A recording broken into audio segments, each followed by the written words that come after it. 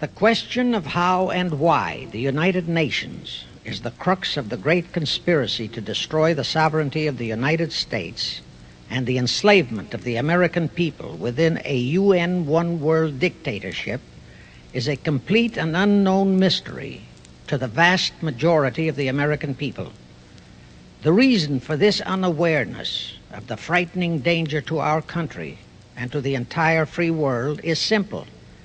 The masterminds behind this great conspiracy have absolute control of all of our mass communications media, especially television, the radio, the press, and Hollywood.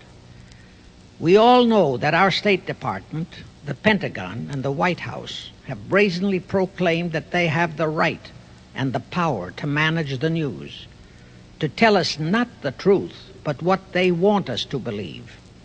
They have seized that power on orders from their masters of the great conspiracy. And the objective is to brainwash the people into accepting the phony peace bait to transform the United States into an enslaved unit of the United Nations one-world government. First of all, bear in mind that the so-called UN police action in Korea, fought by the United States, in which 150,000 of our sons were murdered and maimed, was part of the plot, just as the undeclared by Congress war in Vietnam, in which our sons are dying, is part of the plot, just as the plot against Rhodesia and South Africa, in which our sons will be dying, is part of the UN plot. However, the vitally important thing for all Americans, all you mothers of the boys who died in Korea and are now dying in Vietnam, to know is that our so-called leaders in Washington, whom we elected to safeguard our nation and our Constitution, are the betrayers, and that behind them are a comparatively small group of men whose sole objective is to enslave the whole world of humanity in their satanic plot of one world government. Now, in order to give you a very clear picture of this satanic plot, I will go back to its beginning, clear back in the middle of the 18th century, and name the men who put that plot into action, and then bring you down to the present, today's status of that plot. Now, as a matter of further intelligence, a term used by the FBI, let me clarify the meaning of the expression, "He is a liberal." The enemy, meaning the one-world conspirators, have seized upon that word liberal as a cover-up for their activities. It sounds so innocent and so humanitarian to be liberal. Will make sure that the person who calls himself a liberal or is described as a liberal is not in truth a red. Now then, this satanic plot was launched back in the 1760s when it first came into existence under the name of the Illuminati. This Illuminati was organized by one Adam Weishaupt, born a Jew, who was converted to Catholicism and became a Catholic priest, and then, at the behest of the then newly organized House of Rothschild, defected and organized the Illuminati. Naturally, the Rothschilds financed that operation. And every war since then, beginning with the French Revolution, has been promoted by the Illuminati, operating under various names and guises. I say under various names and guises because after the Illuminati was exposed and became too notorious, Weishaupt and his co-conspirators began to operate under various other names.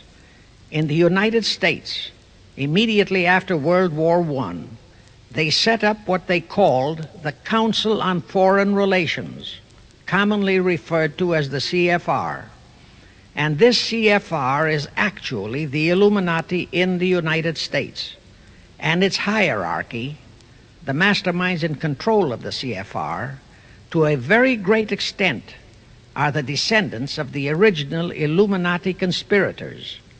But to conceal that fact, Most of them changed their original family names to American-sounding names. For example, the true name of the Dillons, Clarence and Douglas Dillon, once Secretary of the U.S. Treasury Department, is Lepowski. I'll come back to all this later. There is a similar establishment of the Illuminati in England, operating under the name of the British Institute of International Affairs. There are similar secret Illuminati organizations in France, Germany, and other nations operating under different names. And all these organizations, including the CFR, continuously set up numerous subsidiary or front organizations that are infiltrated into every phase of the various nations' affairs. But at all times, the operations of these organizations were and are masterminded and controlled by the internationalist bankers, who in turn were and are controlled by the Rothschilds. The details of how they accomplished the setting up of the CFR in the United States, as also in the other nations, are far too voluminous to be described in this dissertation. But you can find it complete in News Bulletin number 122, entitled UN is Spawn of the Illuminati, and News Bulletin number 123, entitled CFR Completely Unmasked as Illuminati. Both are published by the Cinema Educational Guild, Post Office Box 46205, Hollywood, California. You can get them for 50 cents per copy by writing to that address. Those news bulletins reveal the names of the original founders of the Illuminati and the Americanized names of their descendants in the present CFR. Now I'll go back to the activities of the original Illuminati conspirators. As revealed in News Bulletin number 122, one branch of the Rothschild family had financed Napoleon. Another branch of the Rothschilds, both branches the real masterminds of the Illuminati, financed Britain, Germany, and the other nations in the Napoleonic Wars. Immediately after the Napoleonic Wars, the Illuminati assumed that all the nations were so destitute and so weary of wars that they'd be glad for any solution.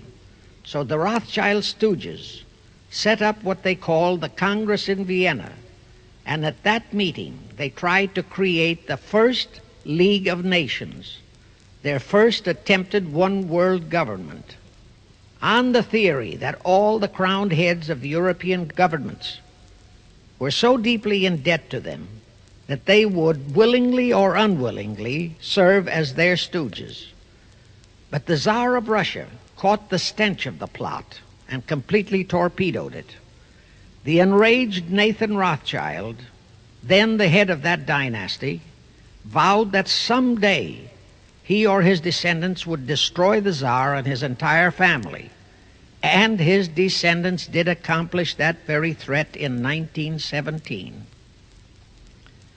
At this point, bear in mind that the Illuminati was not set up to operate on a short-range basis.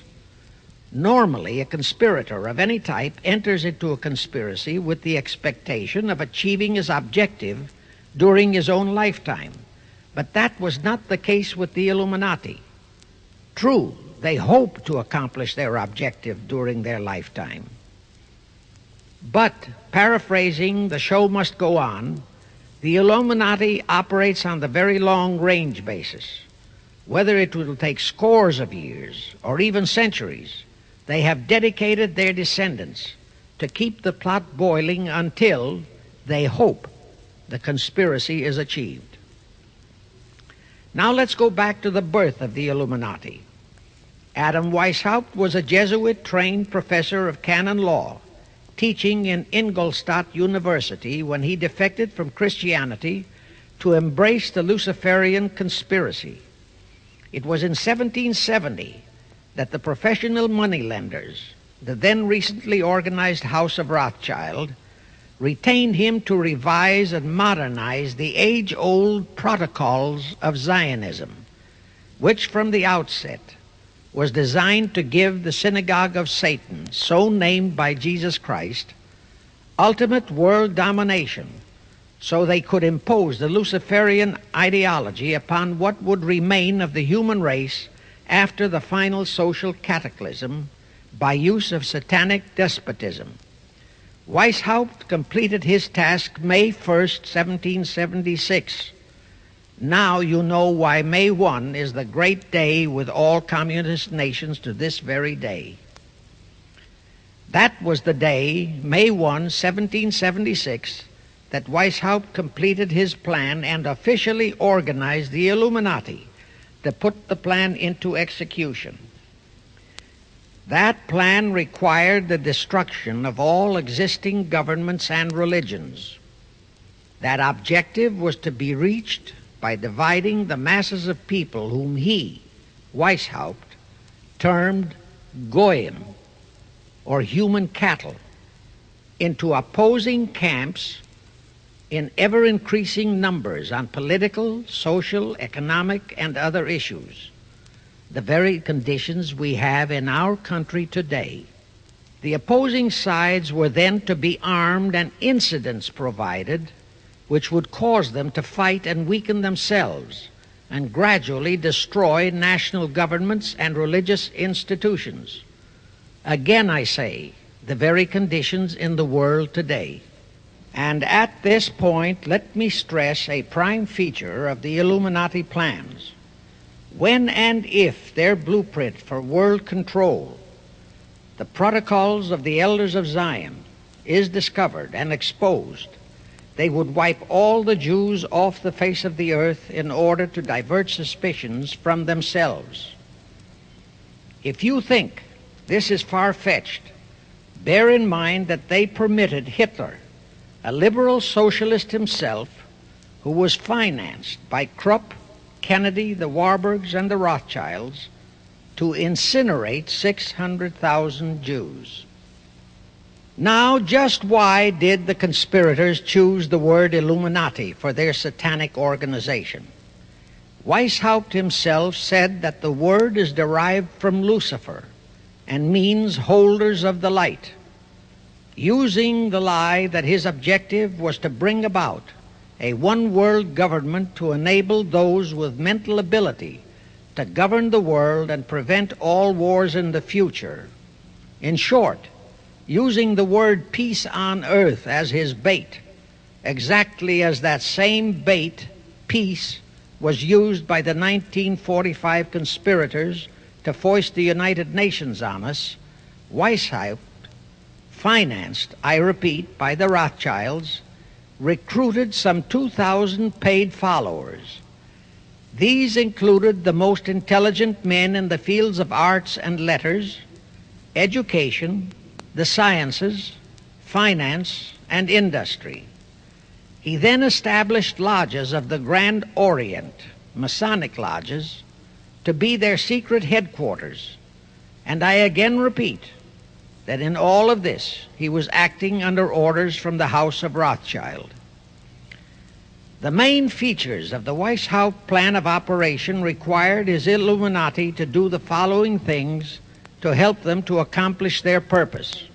Number one, use monetary and sex bribery to obtain control of men already in high places in the various levels of all governments and other fields of endeavor. Once influential persons had fallen for the lies, deceits, and temptations of the Illuminati, they were to be held in bondage by application of political and other forms of blackmail, threats of financial ruin, public exposure and physical harm, even death, to themselves and loved members of their families. Do you realize how many present top officials in our federal government in Washington are controlled in just that way by the CFR? Do you realize how many homosexuals in our State Department, the Pentagon, all federal agencies, even in the White House, are controlled that way? Number two, Illuminati on the faculties of colleges and universities were to cultivate students possessing exceptional mental ability belonging to well-bred families with international leanings and recommend them for special training in internationalism. Such training was to be provided by granting scholarships to those selected by the Illuminists. That gives you an idea what a Rhodes Scholarship means. It means indoctrination into accepting the idea that only a one-world government can put an end to recurring wars and strife. That's how the United Nations was sold to the American people. One of the most notable Rhodes Scholars we have in our country is Senator William J. Fulbright, sometimes referred to as Half-Bright. His entire voting record spells Illuminati. All such scholars were to be first persuaded and then convinced that men of special talent and brains have the right to rule those less gifted on the ground that the masses don't know what is best for them physically, mentally, and spiritually. In addition to the Rhodes and similar scholarships, today there are 3 special Illuminati schools located in Gordonstown in Scotland, Salem in Germany, and Anavrita in Greece. These 3 are known ones, but there are others that are kept undercover. Prince Philip, the husband of Britain's Queen Elizabeth, was educated at Gordonstown at the instigation of Lord Louis Mountbatten, his uncle, a Rothschild relative, who became Britain's admiral of the fleet after World War II ended. Number 3, all influential people trapped into coming under the control of the Illuminati, plus the students who had been specially educated and trained, were to be used as agents and placed behind the scenes of all governments as experts and specialists, so they would advise the top executives to adopt policies which would, in the long run, serve the secret plans of the Illuminati one-world conspiracy and bring about the destruction of the governments and religions they were elected or appointed to serve. Do you know how many such men operate in our government at this very time? Rusk, McNamara, Hubert Humphrey, Fulbright, Kuchel, and go on and on and on. Number 4, perhaps the most vital directive in Weishaupt's plan was to obtain absolute control of the press, at that time the only mass communications media, to distribute information to the public, so that all news and information could be slanted, so that the masses could be convinced that a one-world government is the only solution to our many and varied problems. Now do you know who owns and controls our mass communications media? I'll tell you, practically all the movie lots in Hollywood is owned by the Lehmans, Kuhn, Loeb and Company, Goldman Sachs, and other internationalist bankers. All the national radio and TV channels in the nation are owned and controlled by those same internationalist bankers. The same is true of every chain of metropolitan newspapers and magazines, also of the press wire services, such as Associated Press, United Press International, etc. The supposed heads of all those media are merely the fronts for the internationalist bankers, who in turn compose the hierarchy of the CFR, today's Illuminati in America. Now can you understand why the Pentagon's press agent Sylvester so brazenly proclaimed that the government has the right to lie to the people?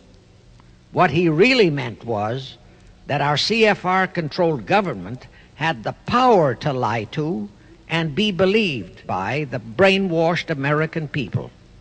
And let's again go back to the first days of the Illuminati. Because Britain and France were the 2 greatest world powers in the late years of the 18th century, Weishaupt ordered the Illuminati to foment the colonial wars, including our Revolutionary War, to weaken the British Empire, and organize the French Revolution to destroy the French Empire. He scheduled the French Revolution to start in 1789. However, in 1784, a true act of God placed the Bavarian government in possession of evidence which proved the existence of the Illuminati, and that evidence could have saved France if they, the French government, hadn't refused to believe it. Here is how that act of God happened. It was in 1874 that Weishaupt issued his orders for the French Revolution. A German writer named Zwack put it into book form. It contained the entire Illuminati story and Weishaupt's plans. A copy of this book was sent to the Illuminists in France, headed by Robespierre, whom Weishaupt had delegated to foment the French Revolution. The courier was struck and killed by lightning as he rode through Raleston on his way from Frankfurt to Paris. The police found the subversive documents on his body and turned them over to the proper authorities. After careful study of the plot, the Bavarian government ordered the police to raid Weishaupt's newly organized lodges of the Grand Orient and the homes of his most influential associates. All additional evidence thus discovered convinced the authorities the documents were genuine copies of the conspiracy by which the Illuminati planned to use wars and revolutions to bring about the establishment of a one-world government, the powers of which they, headed by the Rothschilds, intended to usurp as soon as it was established, exactly in line with the United Nations plot of today. In 1785, the Bavarian government outlawed the Illuminati and closed the lodges of the Grand Orient. In 1786, they published all the details of the conspiracy. The English title of that publication is The Original Writings of the Order and Sect of the Illuminati. Copies of the entire conspiracy were sent to all the heads of church and state in Europe. But the power of the Illuminati, which was actually the power of the Rothschilds, was so great that this warning was ignored. Nevertheless, Illuminati became a dirty word, and it went underground. At the same time, Weishaupt ordered Illuminists to infiltrate into the lodges of Blue Masonry and form their own secret societies within all secret societies. Only Masons who proved themselves internationalists and those whose conduct proved they had defected from God were initiated into the Illuminati. Thenceforth, the conspirators donned the cloak of philanthropy and humanitarianism to conceal their revolutionary and subversive activities. In order to infiltrate into Masonic lodges in Britain, Weishaupt invited John Robison over to Europe. Robison was a high-degree Mason in the Scottish Rite. He was a professor of natural philosophy at Edinburgh University and secretary of the Royal Society of Edinburgh. Robison did not fall for the lie that the objective of the Illuminati was to create a benevolent dictatorship, but he kept his reactions to himself so well that he was entrusted with a copy of Weishaupt's revised conspiracy for study and safekeeping. Anyway, because the heads of state and church in France were deluded into ignoring the warnings given them, the revolution broke out in 1789 as scheduled by Weishaupt. In order to alert other governments to their danger, in 1798 Robison published a book entitled Proof of a Conspiracy to Destroy All Governments and Religions. But his warnings were ignored, exactly as our American people have been ignoring all warnings about the United Nations and the Council on Foreign Relations, the CFR. Now here is something that will stun and very likely outrage many who hear this, but there is documentary proof that our own Thomas Jefferson and Alexander Hamilton became students of Weishaupt. Jefferson was one of Weishaupt's strongest defenders when he was outlawed by his government. And it was Jefferson who infiltrated the Illuminati into the then newly organized lodges of the Scottish Rite in New England. Here is the proof. In 1789, John Robeson warned all Masonic leaders in America that the Illuminati had infiltrated into their lodges. And on July 19, 1789, David Papin, president of Harvard University, issued the same warning to the graduating class and lectured them on the influence Illuminism was acquiring on American politics and religion. And to top it off, John Quincy Adams, who had organized the New England Masonic lodges, issued his warnings. He wrote 3 letters to Colonel William L. Stone, a top Mason, in which he exposed how Jefferson was using Masonic lodges for subversive, Illuministic purposes. Those 3 letters are at this very time in Rittenberg Square Library in Philadelphia. In short, Jefferson, founder of the Democratic Party, was a member of the Illuminati, which at least partly accounts for the condition of the party at this time. And through infiltrations of the Republican Party, we have exactly nothing of loyal Americanism today. That disastrous rebuff at the Congress at Vienna, created by the Tsar of Russia, did not by any means destroy the Illuminati conspiracy. It merely forced them to adopt a new strategy. Realizing that the one world idea was, for the moment, killed, the Rothschilds decided that to keep the plot alive, they'd have to do it by heightening their control of the money systems of the European nations. Earlier, by a ruse, the outcome of the Battle of Waterloo had been falsified. Rothschild had spread a story that Napoleon had won that battle. That had precipitated a terrific panic on the stock market in England. All stocks had plummeted down to practically zero, and Nathan Rothschild bought all the stocks for virtually a penny on its dollar values. That gave him complete control of the economy of Britain and virtually of all Europe. So immediately after that Congress in Vienna had boomeranged, Rothschild forced Britain to set up a new Bank of England, which he absolutely controlled, exactly as later, through Jacob Schiff, he engineered our own Federal Reserve Act, which gave the House of Rothschild a secret control of the economy in the United States. But now for a moment, let's dwell on the activities of the Illuminati in the United States.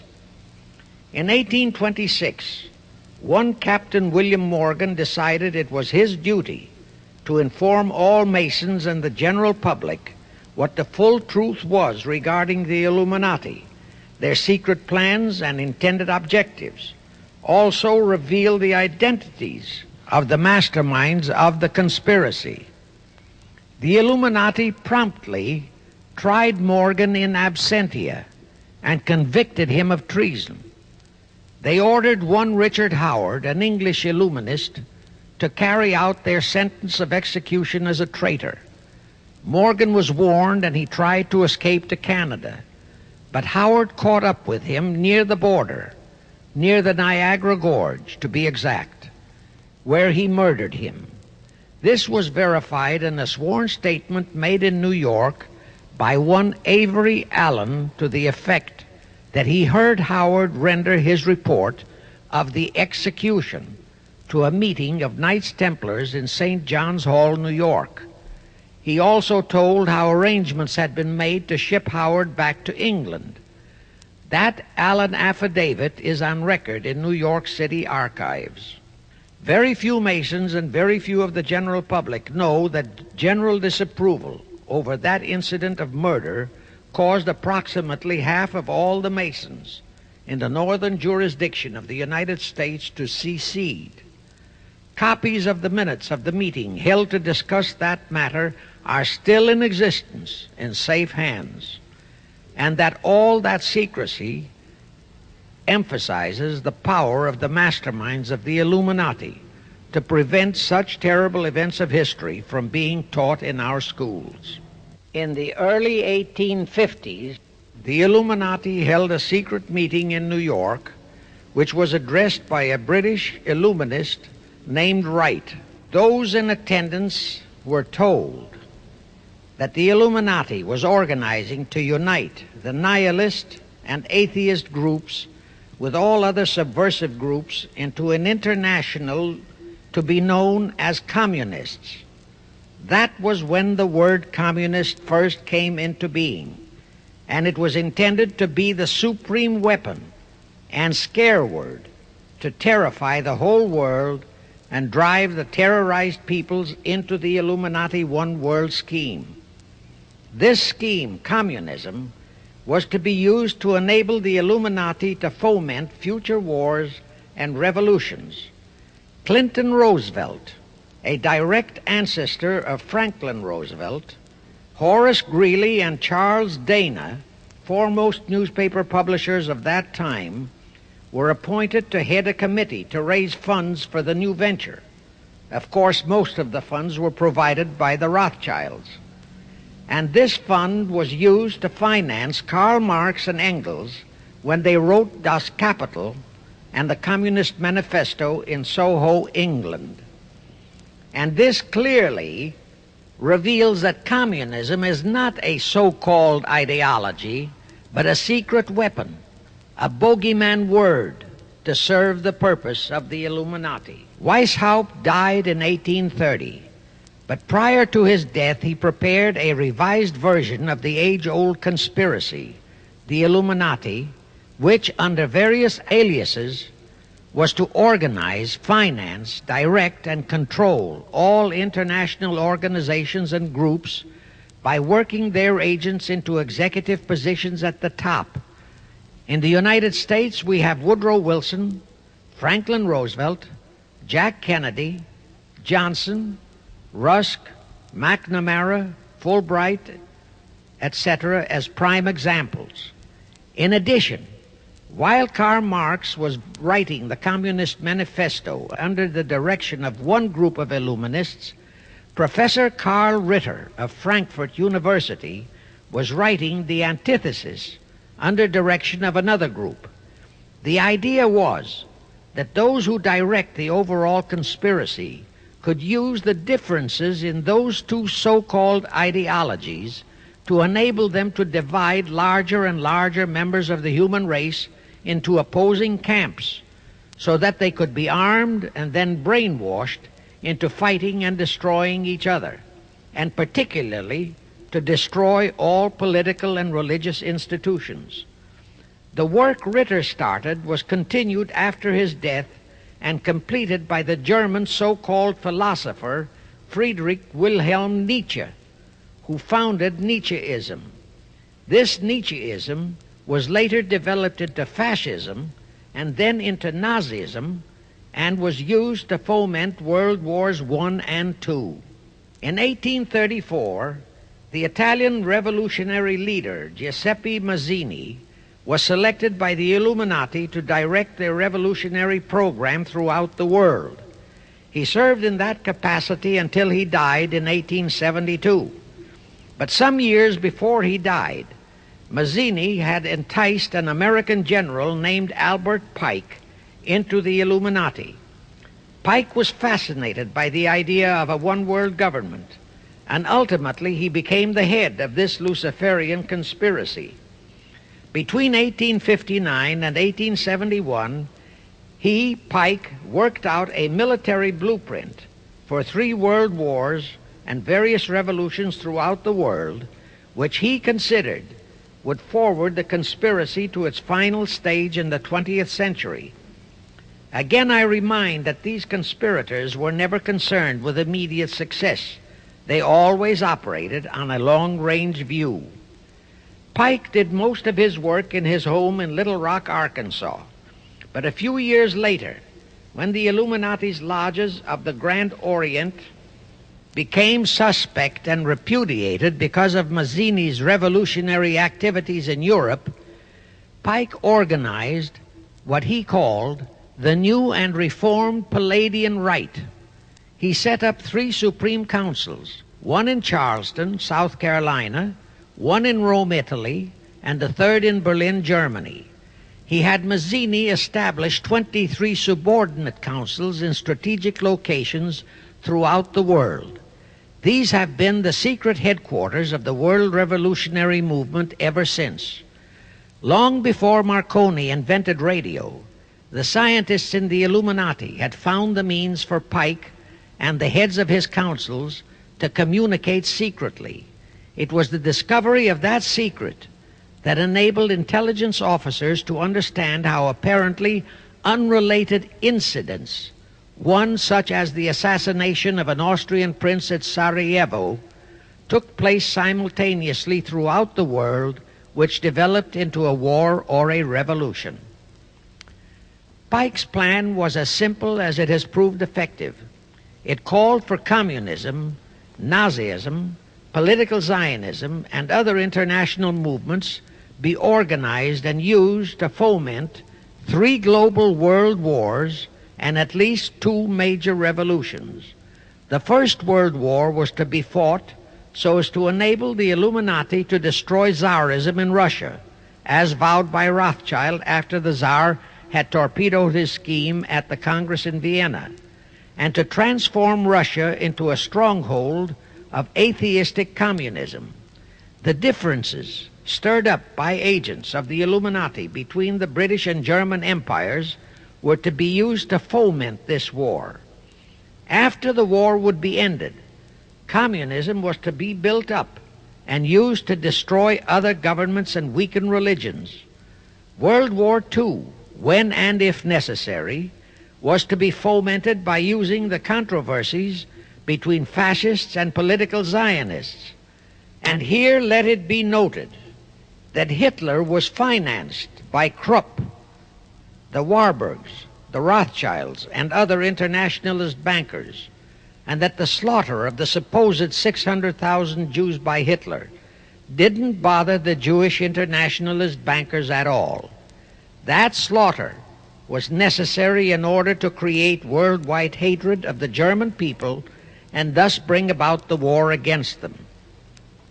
In short, this Second World War was to be fought to destroy Nazism and to increase the power of political Zionism so that the State of Israel could be established in Palestine. During this World War II, international communism was to be built up until it equaled in strength that of united Christendom. When it reached that point, it was to be contained and kept in check until required for the final social cataclysm. As we know now, Roosevelt, Churchill, and Stalin put that exact policy into effect, and Truman, Eisenhower, Kennedy, and Johnson continued that same exact policy. World War III is to be fomented by using the so-called controversies the agents of the Illuminati, operating under whatever new name, are now stirring up between the political Zionists and the leaders of the Muslim world. That war is to be directed in such a manner that all of Islam and political Zionism, Israel, will destroy each other, while at the same time the remaining nations, once more divided on this issue, will be forced to fight themselves into a state of complete exhaustion, physically, mentally, spiritually, and economically. Now, can any thinking person doubt that the intrigue now going on in the Near, Middle, and Far East is designed to accomplish that satanic objective? Pike himself foretold all this in a statement he made to Mazzini on August 15, 1871. Pike stated that after World War III is ended, those who will inspire to undisputed world domination will provoke the greatest social cataclysm the world has ever known.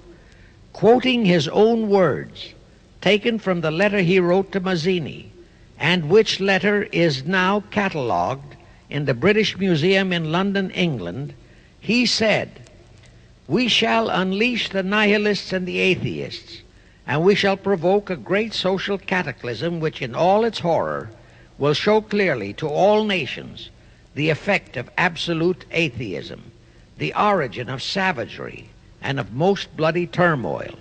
Then everywhere the people, forced to defend themselves against the world minority of revolutionaries, will exterminate those destroyers of civilization, and the multitudes disillusioned with Christianity, whose deistic spirits will be from that moment on without direction and leadership, and anxious for an ideal but without knowledge where to send its adoration, will receive the true light through the universal manifestation of the pure doctrine of Lucifer, brought finally out into public view, a manifestation which will result from a general reactionary movement which will follow the destruction of Christianity and atheism, both conquered and exterminated at the same time." When Mazzini died in 1872, Pike made another Italian revolutionary leader named Adrian Lemmy his successor. Lemmy, in turn, was succeeded by Lenin and Trotsky, then by Stalin. The revolutionary activities of all those men were financed by British, French, German, and American international bankers, all of them dominated by the House of Rothschild. We are supposed to believe that the international bankers of today, like the money changers of Christ's day, are only the tools or agents of the great conspiracy, but actually they are the masterminds behind all of it. While the general public has been brainwashed by all the mass communications media into believing that communism is a movement of the so-called workers, the actual fact is that both British and American intelligence officers have authentic documentary evidence that international liberals operating through their international banking houses, particularly the House of Rothschild, have financed both sides in every war and revolution since 1776.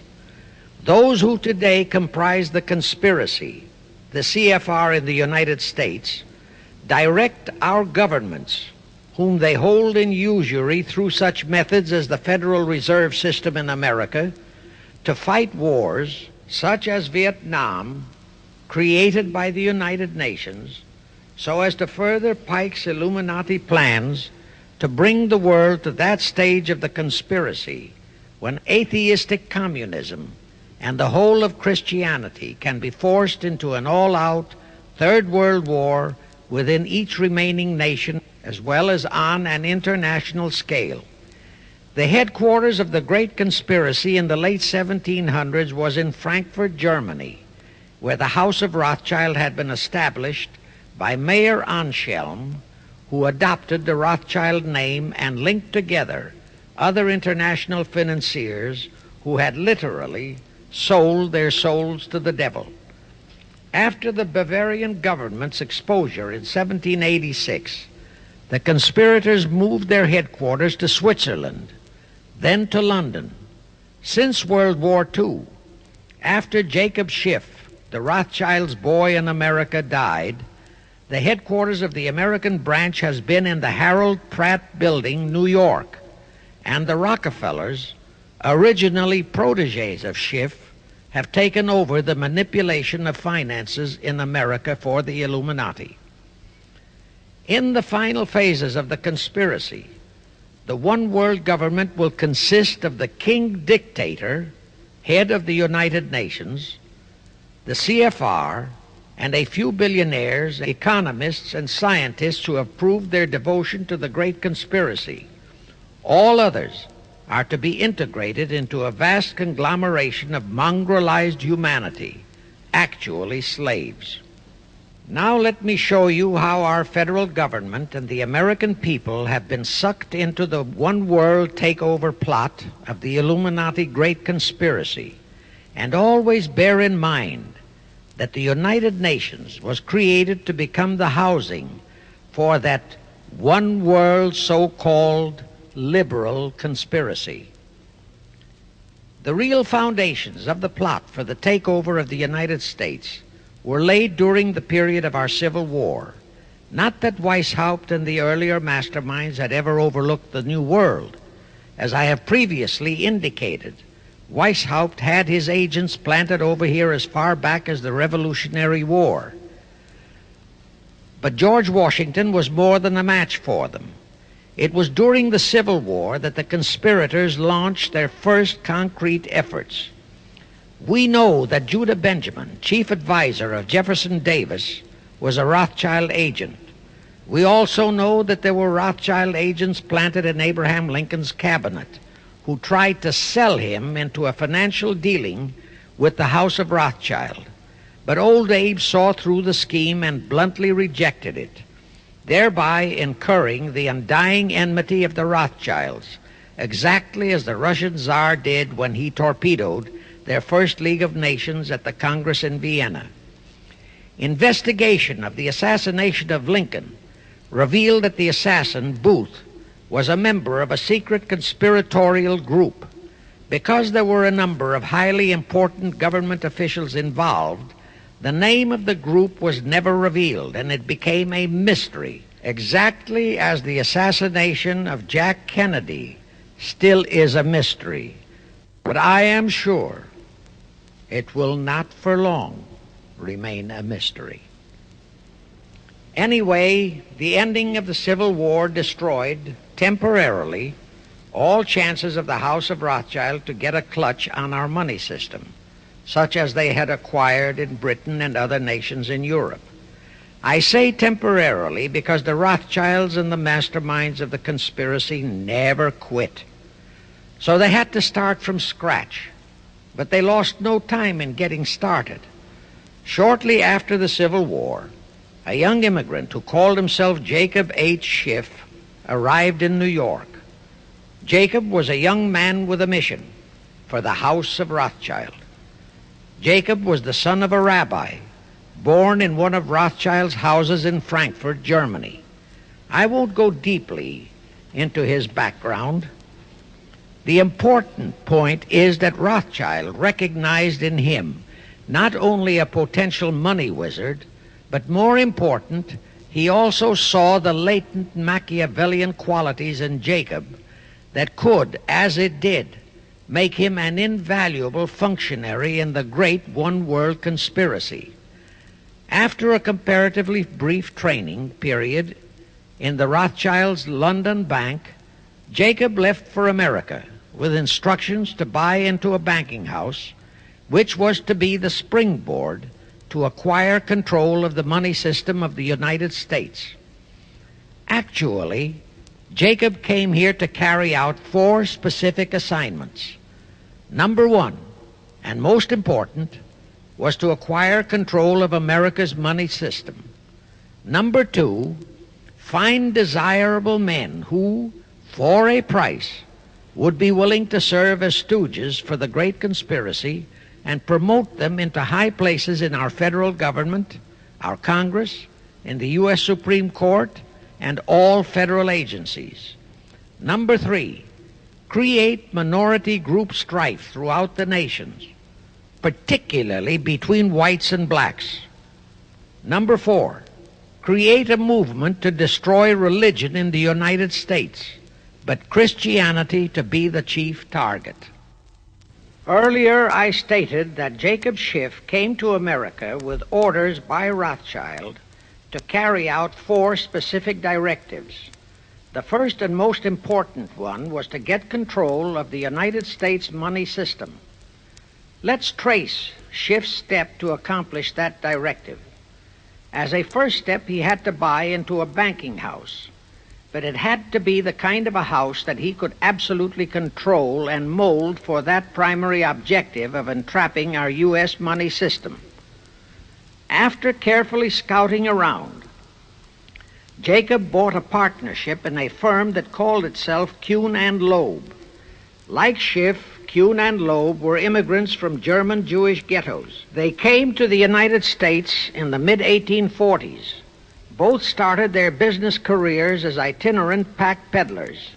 In the early 1850s, they pooled their interests and set up a merchandising store in Lafayette, Indiana, under the firm name of Kuhn and Loeb, servicing the covered wagon settlers on their way west.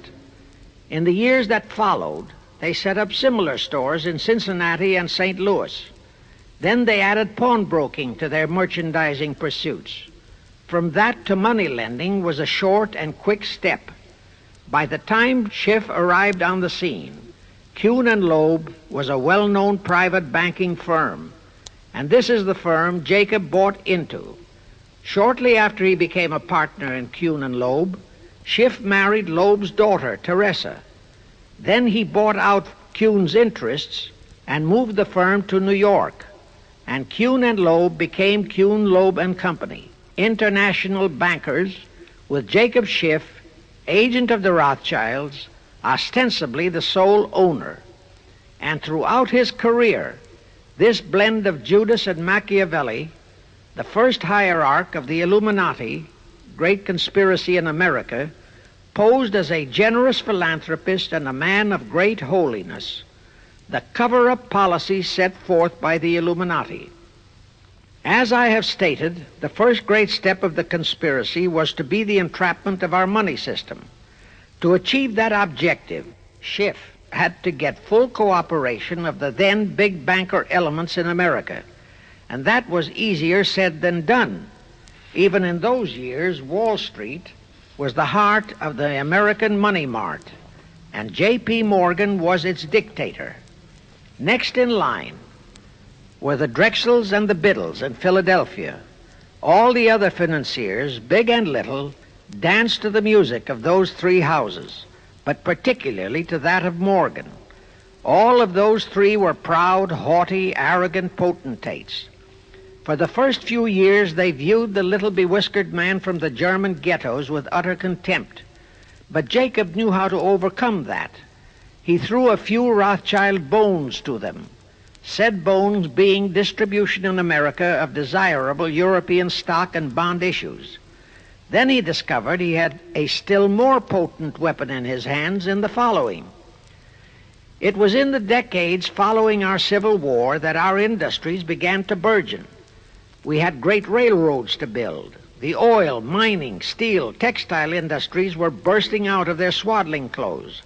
All that called for vast financing. Much of that financing had to come from abroad. That meant the House of Rothschild, and that was when Schiff came into his own.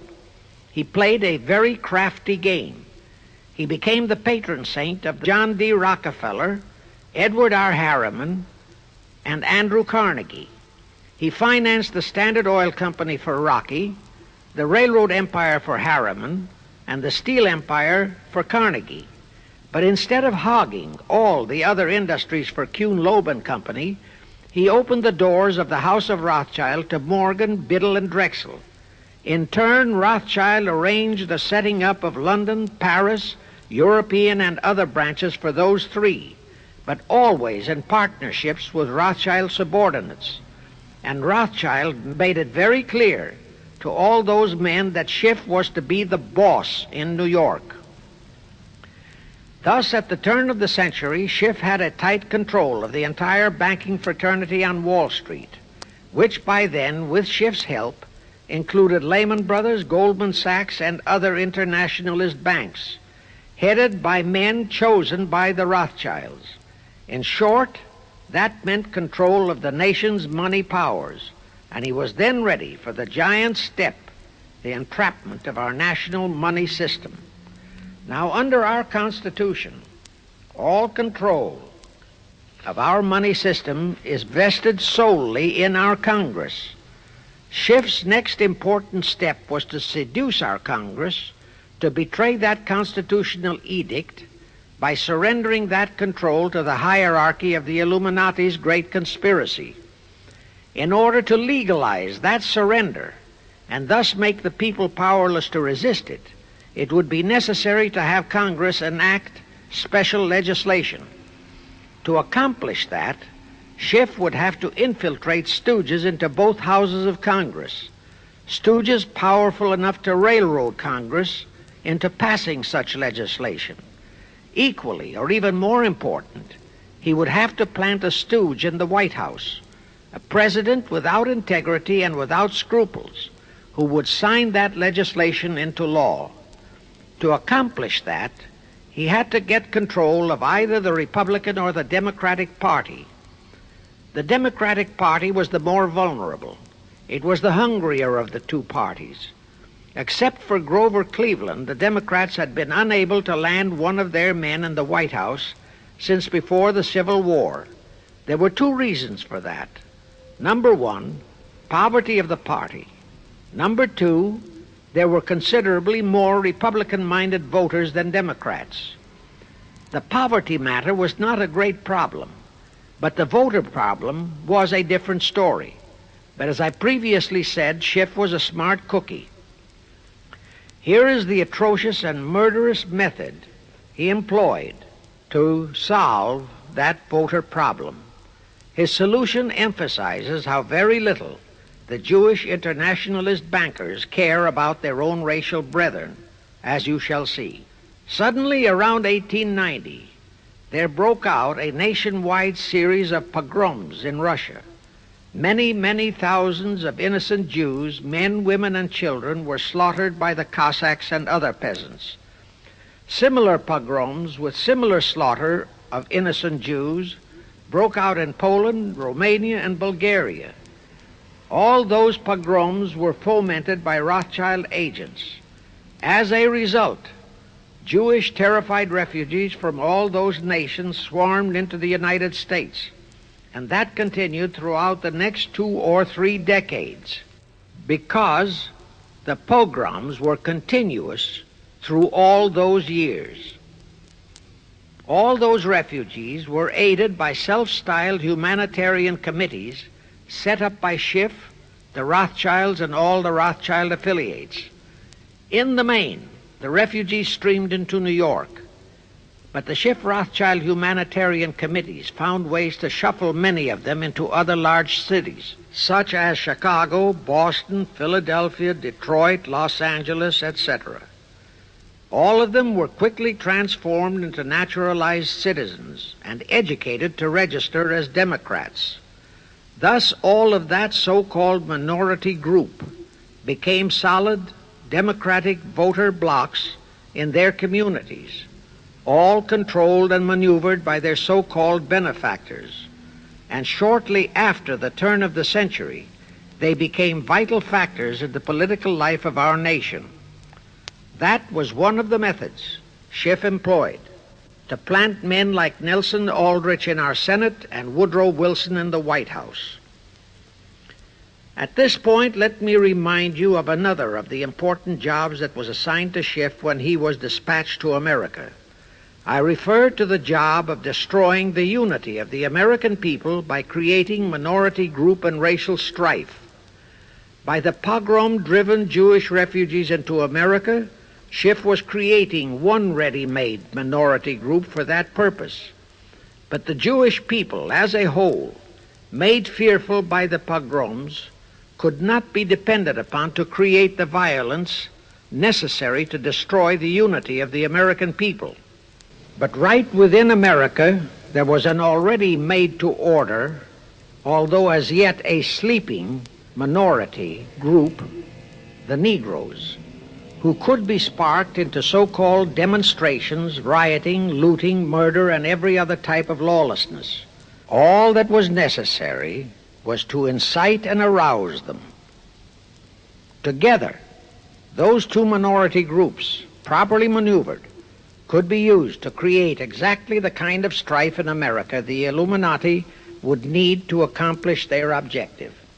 Thus, at the same time that Schiff and his co-conspirators were laying their plans for the entrapment of our money system, they were also perfecting plans to hit the unsuspecting American people with an explosive and terrifying racial upheaval that would tear the people into hate fractions and create chaos throughout the nation, especially on all college and university campuses. all protected by Earl Warren decisions and our so-called leaders in Washington. Of course, perfecting those plans required time and infinitely patient organizing. Now, to remove all doubts, I'll take a few moments to give you documentary proof of this racial strife plot. First of all, they had to create leaderships and organizations to draw in millions of dupes, both Jewish and Negroes, who would do the demonstrating and commit the rioting, looting, and lawlessness. So in 1909, Schiff, the Laymans, and other conspirators organized and set up the National Association for the Advancement of the Colored People, known as the NAACP. The presidents, directors, and legal counsels of the NAACP were always white men, Jews appointed by Schiff. And this is the case to this very day. Then, in 1913, the Schiff Group organized the Anti-Defamation League of the B'nai B'rith, commonly known as the ADL, to serve as the Gestapo and hatchet man outfit for the entire great conspiracy. Today, this sinister ADL maintains over 2,000 agencies in all parts of the country, and they advise and completely control every action of the NAACP, CORE, of the Urban League, of all the other so-called Negro civil rights organizations throughout the nation, including such leaders as Martin Lucifer King, Stokely Carmichael, Bayard Rustin, and others of that ilk. In addition, the ADL acquired absolute control of the advertising budgets of many department stores, hotel chains, and TV and radio industrialist sponsors, also advertising agencies, in order to control practically all the mass communications media and force every loyal newspaper to slant and falsify the news, and to further incite and at the same time create sympathy for the lawlessness and violence of the Negro mobs. Here is documentary proof of the beginning of their deliberate plot to foment the Negroes into all their lawlessness. Around 1910, one Israel Zangwill wrote a play entitled The Melting Pot. It was sheer propaganda to incite the Negroes and Jews, because the play purportedly visualized how the American people were discriminating against and persecuting Jews and Negroes. At that time, nobody seemed to realize that it was a propaganda play. It was that cleverly written. The propaganda was well wrapped up in the truly great entertainment in the play, and it was a big Broadway hit. Now, in those years, the legendary Diamond Jim Brady used to throw a banquet at the famous Delmonico restaurant in New York after the opening performance of a popular play. He threw such a party for the cast of The Melting Pot, its author, producer, and chosen Broadway celebrities. By then, I'd already made a personal mark on the Broadway theater and was invited to that party. There I met George Bernard Shaw and a Jewish writer named Israel Cohen. Zangwill, Shaw, and Cohen were the triumvirate who created the Fabian Society in England and had worked closely with a Frankfurt Jew named Mordecai, who had changed his name to Karl Marx. But remember, at that time, both Marxism and communism were just emerging, and nobody paid much attention to either, and nobody suspected the propaganda in the writings of those three really brilliant writers. At that banquet, Israel Cohen told me he was then engaged in writing a book which was to be a follow-up on Zangwill's The Melting Pot. The title of his book was to be A Racial Program for the 20th Century. At that time, I was completely absorbed by my work as a playwright, and significant as that title was, its real objective never dawned on me, nor was I interested in reading the book. But it suddenly hit me with the force of a hydrogen bomb when I received a newspaper clipping of an item published by the Washington, D.C. Evening Star in May 1957.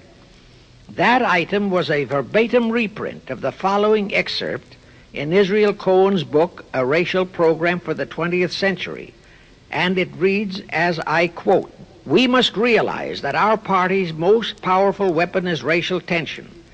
By propounding into the consciousness of the dark races that for centuries they have been oppressed by the whites, we can mold them to the program of the Communist Party. In America, we will aim for subtle victory. While inflaming the Negro minority against the whites, we will instill in the whites a guilt complex for their exploitation of the Negroes.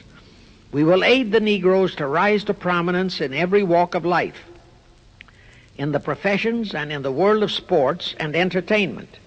With this prestige, the Negro will be able to intermarry with the whites and begin a process which will deliver America to our cause."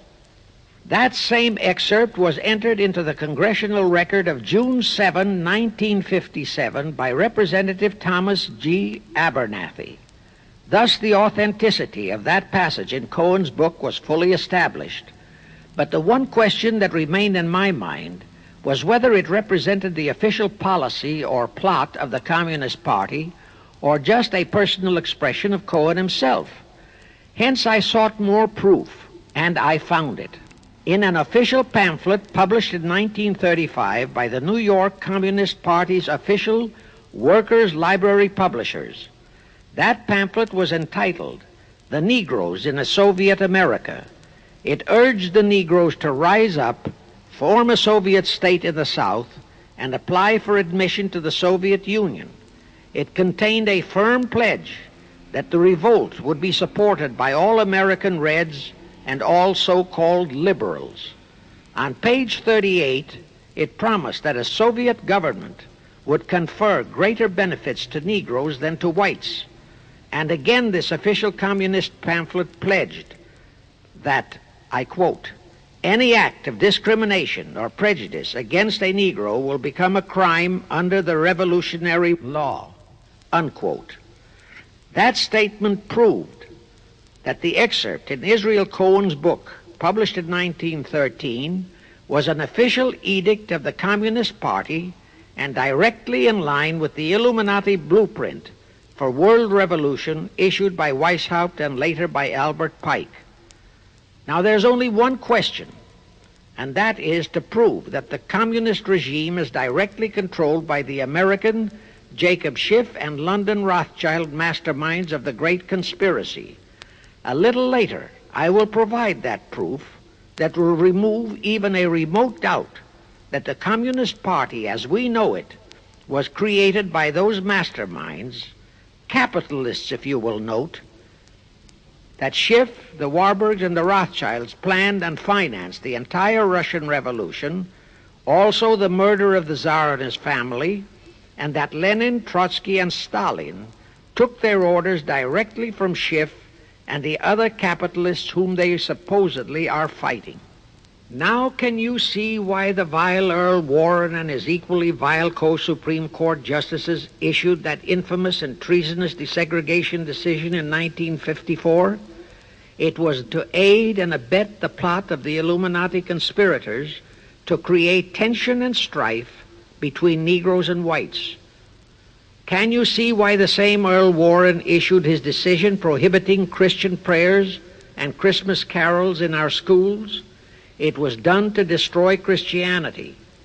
Can you see why Eisenhower, despite all the rigid constitutional prohibitions, sent federal troops into a southern state to enforce the desegregation decision? Why Kennedy did likewise? And can you see why Johnson and 66 senators, despite the protests of 90% of the American people, voted for the Consular Treaty, which opens our entire country to Russian spies and saboteurs? All those 66 senators are 20th century Benedict Arnolds. It is up to you and you, all of the American people, to force Congress, our elected servants, to haul in those American traitors for impeachments, and that when proven guilty, they all be given the punishment prescribed for traitors who aid and abet our enemies.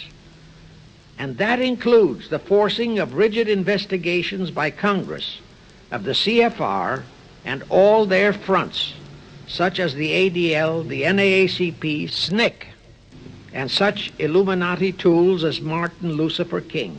Such investigations will completely unmask all the leaders in Washington and the Illuminati and all their affiliations and affiliates as traitors carrying out the Illuminati plot. It will completely unmask the United Nations as the intended crux of the entire plot and force Congress to take the U.S. out of the UN and hurl the UN out of the U.S. In fact, it will destroy the UN and the entire plot. Before I close this phase, I wish to reiterate and stress one vital point, which I urge you to never forget if you wish to save our country for your children and their children. Here is the point. Every unconstitutional and unlawful act committed by Woodrow Wilson, by Franklin Roosevelt, by Truman, Eisenhower, and Kennedy, and are now being committed by Johnson, is exactly in line with the Illuminati conspirators' centuries-old plot outlined by Weishaupt and Albert Pike. Every vicious decision issued by the traitorous Earl Warren and his equally traitorous Supreme Court justices was directly in line with what the Illuminati blueprint required. That all the treason committed by our State Department under Rusk, and earlier by John Foster Dulles and Marshall, also all the treason committed by McNamara and his predecessors, is directly in line with that same Illuminati blueprint for the takeover of the world. Also the amazing treason by various members of our Congress, especially by the 66 senators who signed for the Consular Treaty, has been committed on orders from the Illuminati. Now I will go back to Jacob Schiff's entrapment of our money system and the treasonous actions that followed. It will also reveal the Schiff-Rothschild control of not only Karl Marx, but of Lenin, Trotsky, and Stalin, who created the revolution in Russia and set up the Communist Party. It was in 1908 that Schiff decided the time had come for his seizure of our money system. His chief lieutenants in that seizure were Colonel Edward Mandell House, whose entire career was that of chief executive and courier for Schiff, as I shall show, Bernard Baruch, and Herbert Lehman. In the fall of that year, they assembled in secret conclave at the Jekyll Island Hunt Club, owned by J.P. Morgan at Jekyll Island, Georgia. Among those present were J.P. Morgan, John D. Rockefeller, Colonel House, Senator Nelson Aldrich, Schiff, Stillman and Vanderlip of the New York National City Bank, W. and J. Seligman, Eugene Meyer, Bernard Baruch, Herbert Lehman, Paul Warburg, in short, all of the international bankers in America, all of them members of the hierarchy of the Illuminati's great conspiracy. A week later, they emerged with what they called the Federal Reserve System. Senator Aldrich was the stooge who was to railroad it through Congress. But they held that railroading in abeyance for one chief reason. They would first have to plant their man, an obedient stooge, in the White House to sign the Federal Reserve Act into law. They knew that even if the Senate would pass that act unanimously, the then newly elected President Taft would promptly veto it. So they waited. In 1912, their man, Woodrow Wilson, was elected to the presidency. Immediately after Wilson was inaugurated, Senator Aldrich railroaded the Federal Reserve Act through both houses of Congress, and Wilson promptly signed it, and the Federal Reserve Act became law. That heinous act of treason was committed in December 23, 1913, 2 days before Christmas, when all the members of Congress, except for several carefully picked representatives and 3 equally carefully picked senators, were away from Washington. How heinously treasonous was that act? I'll tell you. Our founding fathers knew full well the power of money. They knew that whoever had that power held the destiny of our nation in his hands. Therefore, they carefully guarded this power when they set forth in the Constitution that Congress, the elected representatives of the people, alone would have that power. The constitutional language on this point is brief, concise, and specific, stated in Article 1, Section 8, Paragraph 5, defining the duties and powers of Congress, and I quote, "To coin money, regulate the value thereof, and of foreign coin, and the standard of weights and measures," unquote. But on that tragic, unforgettable day of infamy, December 23, 1913, the men we sent to Washington to safeguard our interests, the representatives and senators and Woodrow Wilson, delivered the destiny of our nation into the hands of two aliens from Eastern Europe, Jacob Schiff and Paul Warburg. Warburg was a very recent immigrant who came here on orders from Rothschild for the express purpose of blueprinting that foul Federal Reserve Act. Now, the vast majority of the American people think that the Federal Reserve System is a United States government-owned agency. That is positively false. All of the stock of the Federal Reserve banks is owned by the member banks, and the heads of the member banks are all members of the hierarchy of the great Illuminati conspiracy known today as the CFR. The details of that act of treason in which many traitorous so-called Americans participated are far too long for this recording, but all those details are available in a book entitled The Federal Reserve Conspiracy, written by Eustace Mullins. In that book, Mullins tells the entire horrifying story and backs it up with unquestionable documentations.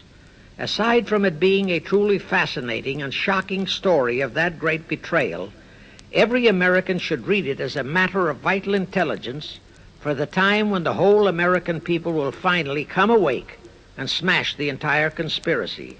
And with God's help, that awakening will surely come. You can get a copy of that book from the publishers, the Christian Educational Association, 530 Chestnut Street, Union, New Jersey.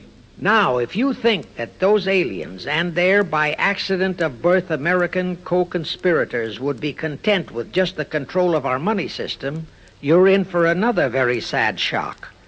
The Federal Reserve System gave the conspirators complete control of our money system, but it in no way touched the earnings of the people, because the Constitution positively forbids what is now known as the 20% withholding tax. But the Illuminati blueprint for one-world enslavement called for the confiscation of all private property and control of individual earning powers. This, and Karl Marx stressed that feature in his blueprint, had to be accomplished by a progressive graduated income tax. As I stated, such a tax could not lawfully be imposed upon the American people. It is succinctly and expressly forbidden by our Constitution. Thus, only an amendment to the Constitution could give the federal government such confiscatory powers. Well, that too was not an insurmountable problem for our Machiavellian plotters. The same elected leaders in both houses of Congress and the same Mr. Woodrow Wilson, who signed the infamous Federal Reserve Act into law, amended the Constitution to make the federal income tax, known as the 16th Amendment, a law of the land. Both are illegal under our Constitution. In short, the same traitors signed both betrayals, the Federal Reserve Act and the 16th Amendment, into law. However, it seems that nobody ever realized that the 16th Amendment was set up to rob, and I do mean rob, the people of their earnings via the income tax provision. The plotters didn't fully use that provision until World War II, when that great humanitarian, Franklin Roosevelt, applied a 20% withholding tax on all small wage earners and up to 90% on higher incomes. Oh, of course, he faithfully promised that it would be only for the duration of the war. But what was a promise to such a charlatan who in 1940, when he was running for his third term, kept proclaiming, I say again and again and again that I will never send American boys to fight on foreign soil. Remember? He was proclaiming that even as he was already preparing to plunge us into World War II by enticing the Japanese into that sneak attack on Pearl Harbor to furnish him with his excuse. And before I forget, let me remind you that another charlatan named Woodrow Wilson used exactly that same campaign slogan in 1916. His slogan was, "Re-elect the man who will keep your sons out of the war." Exactly the same formula, exactly the same promises. But wait, as Al Jolson used to say, you ain't heard nothing yet. That 16th Amendment income tax trap was intended to confiscate, rob, the earnings only of the common herd, you and me. It was not intended to even touch the huge incomes of the Illuminati gang, the Rockefellers, the Carnegies, the Lehmans, and all the other conspirators. So together with that 16th Amendment, they created what they called the tax-free foundations. That would enable the conspirators to transform their huge wealth into such so-called foundations and avoid payment of virtually all income taxes. The excuse for it was that the earnings of those tax-free foundations would be devoted to humanitarian philanthropy. So we now have the several Rockefeller foundations, the Carnegie Endowment Fund, the Ford Foundation, the Mellon Foundation, and hundreds of similar tax-free foundations. And what kind of philanthropy do these foundations support? Well, they finance all the civil rights groups that are creating all the chaos and rioting all over the country. They finance the Martin Lucifer Kings. The Ford Foundation finances the Center for the Study of Democratic Institutions in Santa Barbara, commonly referred to as Moscow West, and which is headed by Wonderboy Hutchins, Walter Reuther, Irwin Canham, and others of that ilk. In short, the tax-free foundation financed those who are doing the job for the Illuminati Great Conspiracy. And what are the hundreds of billions of dollars they confiscate every year from the earnings of the common herd, you and me, used for? Well, for one thing, there's the foreign aid gimmick, which gave billions to communist Tito, plus gifts of hundreds of jet planes, many of which were turned over to Castro, plus the costs of training communist pilots so that they can the better shoot down our planes, billions to Red Poland, billions to India, billions to Sukarno, billions to other enemies of the United States. That's what that treasonously railroaded 16th Amendment has done to our nation, to the American people, to you and to me, to your children and their children. Our CFR Illuminati-controlled federal government can grant tax-free status to all foundations and pro-red one-world outfits, such as the Fund for the Republic. But if you, or a patriotic pro-organization, is too outspokenly pro-American, they can terrify and intimidate you by finding a misplaced comma in your income tax report and by threatening you with penalties, fines, and even prison. Future historians will wonder how the American people could have been so naive and stupid as to have permitted such audaciously brazen acts of treason as the Federal Reserve Act and the 16th Amendment. Well, they were not naive and they were not stupid. The answer is they trusted the men they elected to safeguard our country and our people, and they just didn't have even an inkling about either betrayal until after each one had been accomplished. It was the Illuminati-controlled mass communications media that kept and is keeping our people naive and stupid and unaware of the treason being committed. Now the great question is, when will the people wake up and do to our traitors of today what George Washington and our founding fathers would have done to Benedict Arnold? Actually, Benedict Arnold was a petty traitor compared to our present traitors in Washington. Now let's go back to the events that followed the rape of our Constitution by the passage of the Federal Reserve Act of the 16th Amendment. With Wilson completely under their control, the masterminds of the great conspiracy put in motion their next and what they hoped would be their final steps to achieve their one world government. The first of those steps was to be World War I. Why war? Simple. The only excuse for a one world government is that it will supposedly ensure peace.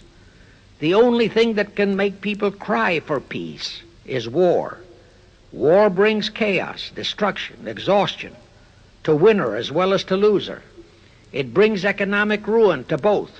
Most important, it destroys the flower of the young manhood of both. To the saddened and heartbroken oldsters, the mothers and fathers, who are left with nothing but memories of their beloved sons, peace becomes worth any price. And that is the emotion upon which the conspirators depend for the success of their satanic plot. Throughout the 19th century, from 1814 to 1914, the world as a whole was at peace. Such wars as the Franco-Prussian, our own Civil War, the Russo-Japanese War, were what might be termed local disturbances that did not affect the rest of the world. All the great nations were prosperous, the peoples staunchly nationalistic and fiercely proud of their sovereignties. It was utterly unthinkable that the French and the German peoples would be willing to live under a one-world government, or the Turks and the Russians, or the Chinese and the Japanese. Even more unthinkable that a Kaiser Wilhelm or a Franz Joseph or a Tsar Nicholas or any monarch would willingly and meekly surrender his throne to a one-world government. But bear in mind that the peoples in all nations are the real power, and only one thing, war, could make the peoples yearn and clamor for a peace-ensuring one-world government. But it would have to be a frightful and horribly devastating war. It could not be just a local disturbing war between just two nations. It would have to be a world war. No major nation must be left untouched by the horrors and devastation of such a war. The cry for peace must be made universal. Actually, that was the format set by the Illuminati and Nathan Rothschild at the turn of the 19th century. They first maneuvered all of Europe into the Napoleonic Wars.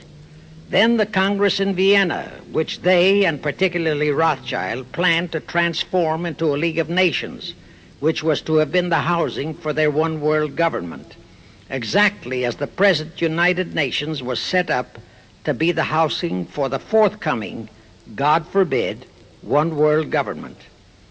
Anyway, that was the format the House of Rothschild and Jacob Schiff decided to employ to achieve their objective in 1914. Of course, they knew that that same format had failed in 1814, but they theorized that was only because the Tsar of Russia had torpedoed that scheme. Well, the present 1914 conspirators would eliminate that 1814 fly in the ointment.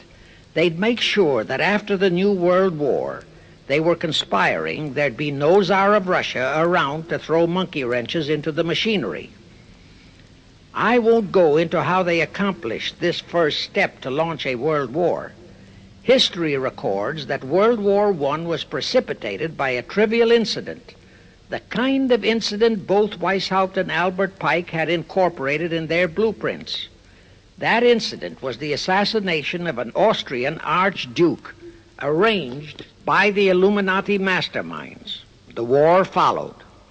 It involved Germany, Austria-Hungary, and their allies, so-called the Axis powers, against France, Britain, and Russia, called the Allies. Only the United States was not involved during the first 2 years. By 1917, the conspirators had achieved their primary objective. All of Europe was in a state of destitution. All the peoples were war-weary and crying for peace. And the outcome, too, was all set. It was to come as soon as the United States would be hurled in on the side of the Allies. And that was all set to happen immediately after Wilson's re-election. After that, there could be only one outcome: complete victory for the Allies. To fully confirm my statement that long before 1917, the conspiracy, headed in America by Jacob Schiff, had it all set to hurl the United States into that war, I will cite the proof. When Wilson was campaigning for re-election in 1916, his chief appeal was, "Re-elect the man who will keep your sons out of the war." But during that same campaign, the Republican Party publicly charged that Wilson had long committed himself to throw us into the war. They charged that if he would be defeated, he would accomplish that act during his few remaining months in office. But if re-elected, he would hold off until after re-election. But at that time, the American people looked upon Wilson as a God-man. Well, Wilson was re-elected, and as per the schedule of the conspirators, he hurled us into the war in 1917. He used the sinking of the Lusitania as an excuse, a sinking which also was prearranged. Roosevelt, also a God-man in the eyes of the American people, followed the same technique in 1941 when he used the prearranged Pearl Harbor attack as his excuse for hurling us into World War II. Now, exactly as the conspirators planned, victory for the Allies would eliminate all the monarchs of the defeated nations and leave all their peoples leaderless, confused, bewildered, and perfectly conditioned for the one-world government the great conspiracy intended would follow. But there still would be an obstacle, the same obstacle that had balked the Illuminati and Rothschild at that Congress in Vienna peace gathering after the Napoleonic Wars. Russia would be on the winning side this time, as it was in 1814. Therefore, the Tsar would be securely on his throne.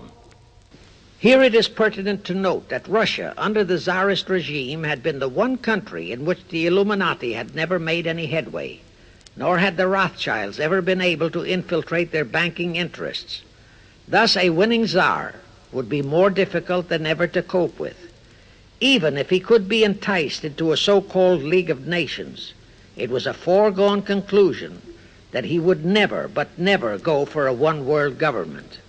So even before the outbreak of World War I, the conspirators had a plan in the making to carry out Nathan Rothschild's vow of 1814, to destroy the Tsar and also murder all possible royal heirs to the throne. And it would have to be done before the close of the war, and the Russian Bolsheviki were to be their instruments in this particular plot. From the turn of the century, the chiefs of the Bolsheviki were Nikolai Lenin, Leon Trotsky, and later Joseph Stalin. Of course, those were not their true family names.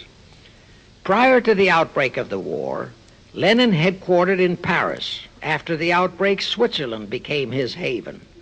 Trotsky's headquarters were on the Lower East Side in New York, largely the habitat of Russian Jewish refugees. Both Lenin and Trotsky were similarly bewhiskered and unkempt. In those days, that was the badge of Bolshevism. Both lived well, yet neither had a regular occupation. Neither had any visible means of support, yet both always had plenty of money. All those mysteries were solved in 1917. Right from the outset of the war, strange and mysterious goings-on were taking place in New York. Night after night, Trotsky darted furtively in and out of Jacob Schiff's palatial mansion.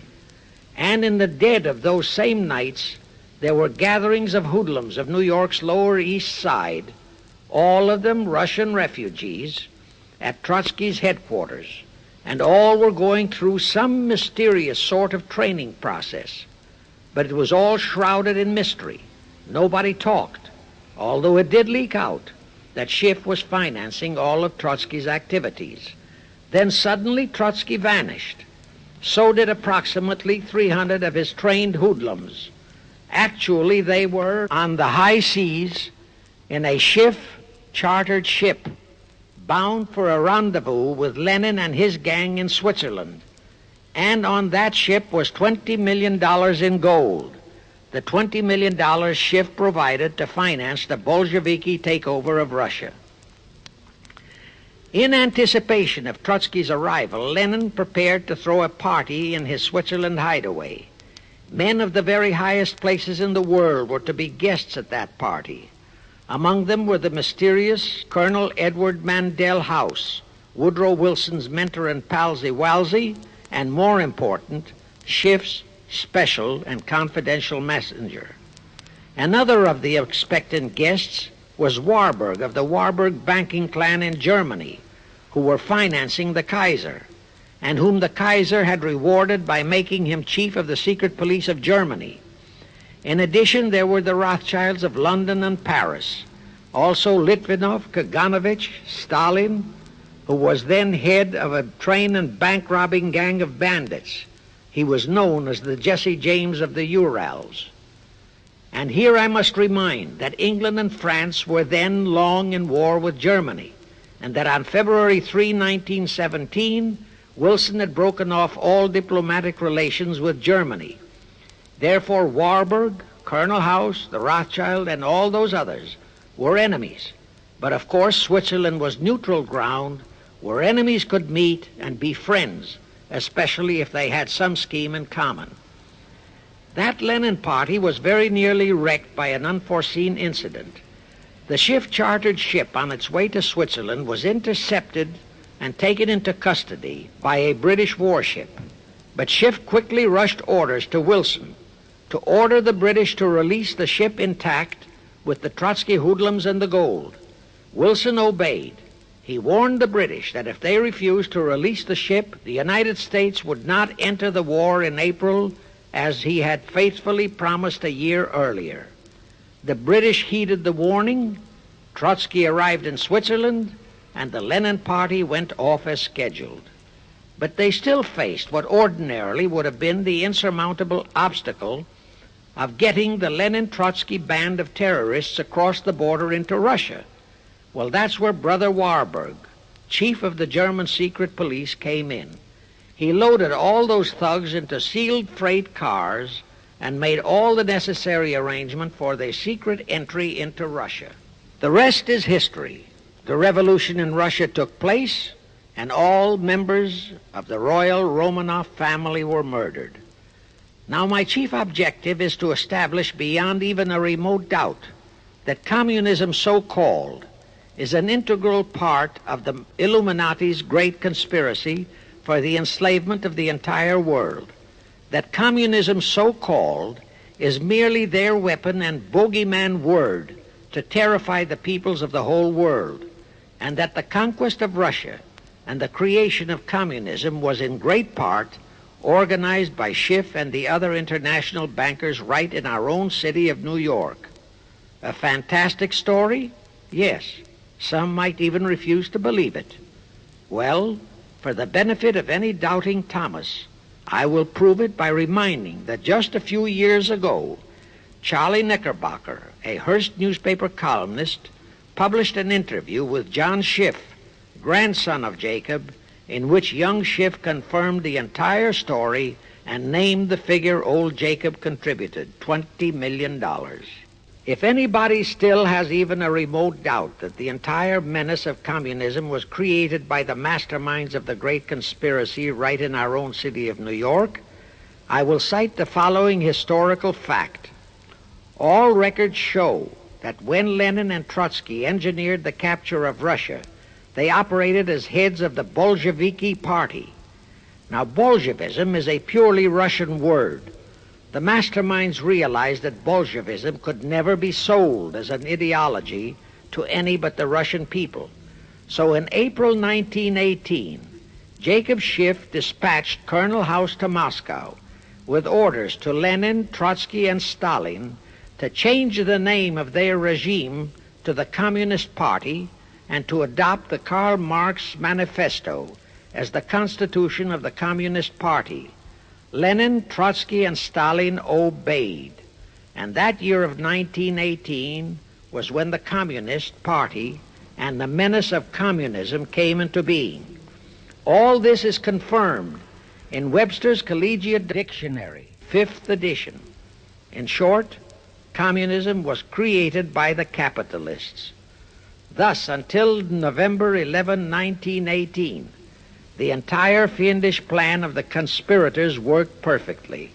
All the great nations, including the United States, were war-weary, devastated, mourning their dead. Peace was the great universal desire. Thus, when it was proposed by Wilson to set up a League of Nations to ensure peace, all the great nations, with no Russian Tsar to stand in their way, jumped on that bandwagon without even stopping to read the fine print in that insurance policy. That is, all but one, the United States, the very one that Schiff and his co-conspirators least expected would balk. And that was their one fatal mistake in that early plot. You see, when Schiff planted Woodrow Wilson in the White House, the conspirators assumed that they had the United States in the proverbial bag. Wilson had been perfectly built up as a great humanitarian. He supposedly became established as a God-man with the American people. There was every reason for the conspirators to have believed that he would easily hornswoggle Congress into buying the League of Nations sight unseen, exactly as the Congress of 1945 bought the United Nations sight unseen. But there was one man in the Senate in 1918 who saw through that scheme just as the Russian Tsar did in 1814. He was a man of great political stature, almost as great as that of Teddy Roosevelt, and fully as astute. He was highly respected and trusted by all members of both houses of Congress and by the American people. The name of that great and patriotic American was Henry Cabot Lodge, not the phony of today who called himself Henry Cabot Lodge, Jr. until he was exposed. Lodge completely unmasked Wilson and kept the United States out of the League of Nations. Here it becomes of great interest to know the real reason for the Wilson League of Nations flop. As I previously stated, Schiff was sent to the United States to carry out 4 specific assignments. Number 1, and most important, was to acquire complete control of the U.S. money system. Number 2, as outlined in the original Weishaupt Illuminati blueprint, he was to find the right kind of men to serve as stooges for the great conspiracy and promote them into the highest offices in our federal government, our Congress, our U.S. Supreme Court, and all federal agencies, such as the State Department, the Pentagon, the Treasury Department, etc.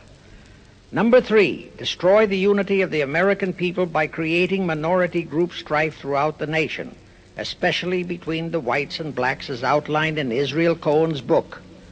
Number 4, create a movement to destroy religion in the United States, with Christianity to be the chief target or victim. In addition, he was strongly reminded of the imperative directive in the Illuminati blueprint to achieve full control of all mass communications media, to be used to brainwash the people into believing and accepting all of the maneuverings of the great conspiracy. Schiff was warned that only control of the press, at that time our only mass communications media, would enable him to destroy the unity of the American people. Now then, Schiff and his co-conspirators did set up the NAACP, the National Association for the Advancement of the Colored People, in 1909. And in 1913 he set up the Anti-Defamation League of the B'nai B'rith. Both were to create the necessary strife. But in the early years, the ADL operated very timidly, perhaps for fear of a pogrom-like action by an aroused and enraged American people. And the NAACP was practically dormant because its white leadership didn't realize that they would have to develop firebrand Negro leaders, such as Martin Lucifer King, for one, to spark the then completely satisfied and contented mass of Negroes. In addition, he, Schiff, was busy developing and infiltrating the stooges to serve in all high places in our Washington government and in the job of acquiring control of our money system and the creation of the 16th Amendment. He also was very busy with the organizing of the plot for the takeover of Russia. In short, he was kept so busy with all those jobs that he completely overlooked the supreme job of acquiring complete control of our mass communications media, That oversight was the direct cause for Wilson's failure to lure the United States into the League of Nations, because when Wilson decided to go to the people to overcome the opposition of the Lodge-controlled Senate, despite his established but phony reputation as a great humanitarian, he found himself faced by a solidly united people and by a loyal press whose only ideology was Americanism and the American way of life. At that time, due to the ineptness and ineffectiveness of both the ADL and the NAACP, there were no organized minority groups, no Negro problems, no so-called anti-Semitic problem to sway the people's thinking. There were no lefts, there were no rights, no prejudices for crafty exploitations. Thus, Wilson's League of Nations appeals fell on deaf ears. That was the end of Woodrow Wilson, the conspirator's great humanitarian. He quickly abandoned his crusade and returned to Washington, where he shortly died an imbecile brought on by syphilis. And that was the end of the League of Nations as a corridor into one world government. Of course, that debacle was a terrible disappointment to the masterminds of the Illuminati conspiracy. But they were not discouraged. As I have previously stressed, this enemy never quits. They simply decided to reorganize and try from scratch again. By this time, Schiff was very old and slow. He knew it. He knew that the conspiracy needed a new, younger, and more active generalship. So, on his orders, Colonel House and Bernard Baruch organized and set up what they called the Council on Foreign Relations, the new name under which the Illuminati would continue to function in the United States. The hierarchy, officers and directors of the CFR, is composed principally of descendants of the original Illuminati, many of whom had abandoned their old family names and acquired new Americanized names. For one example, we have Dillon, who was Secretary of Treasury of the United States, whose original name was Lepowski.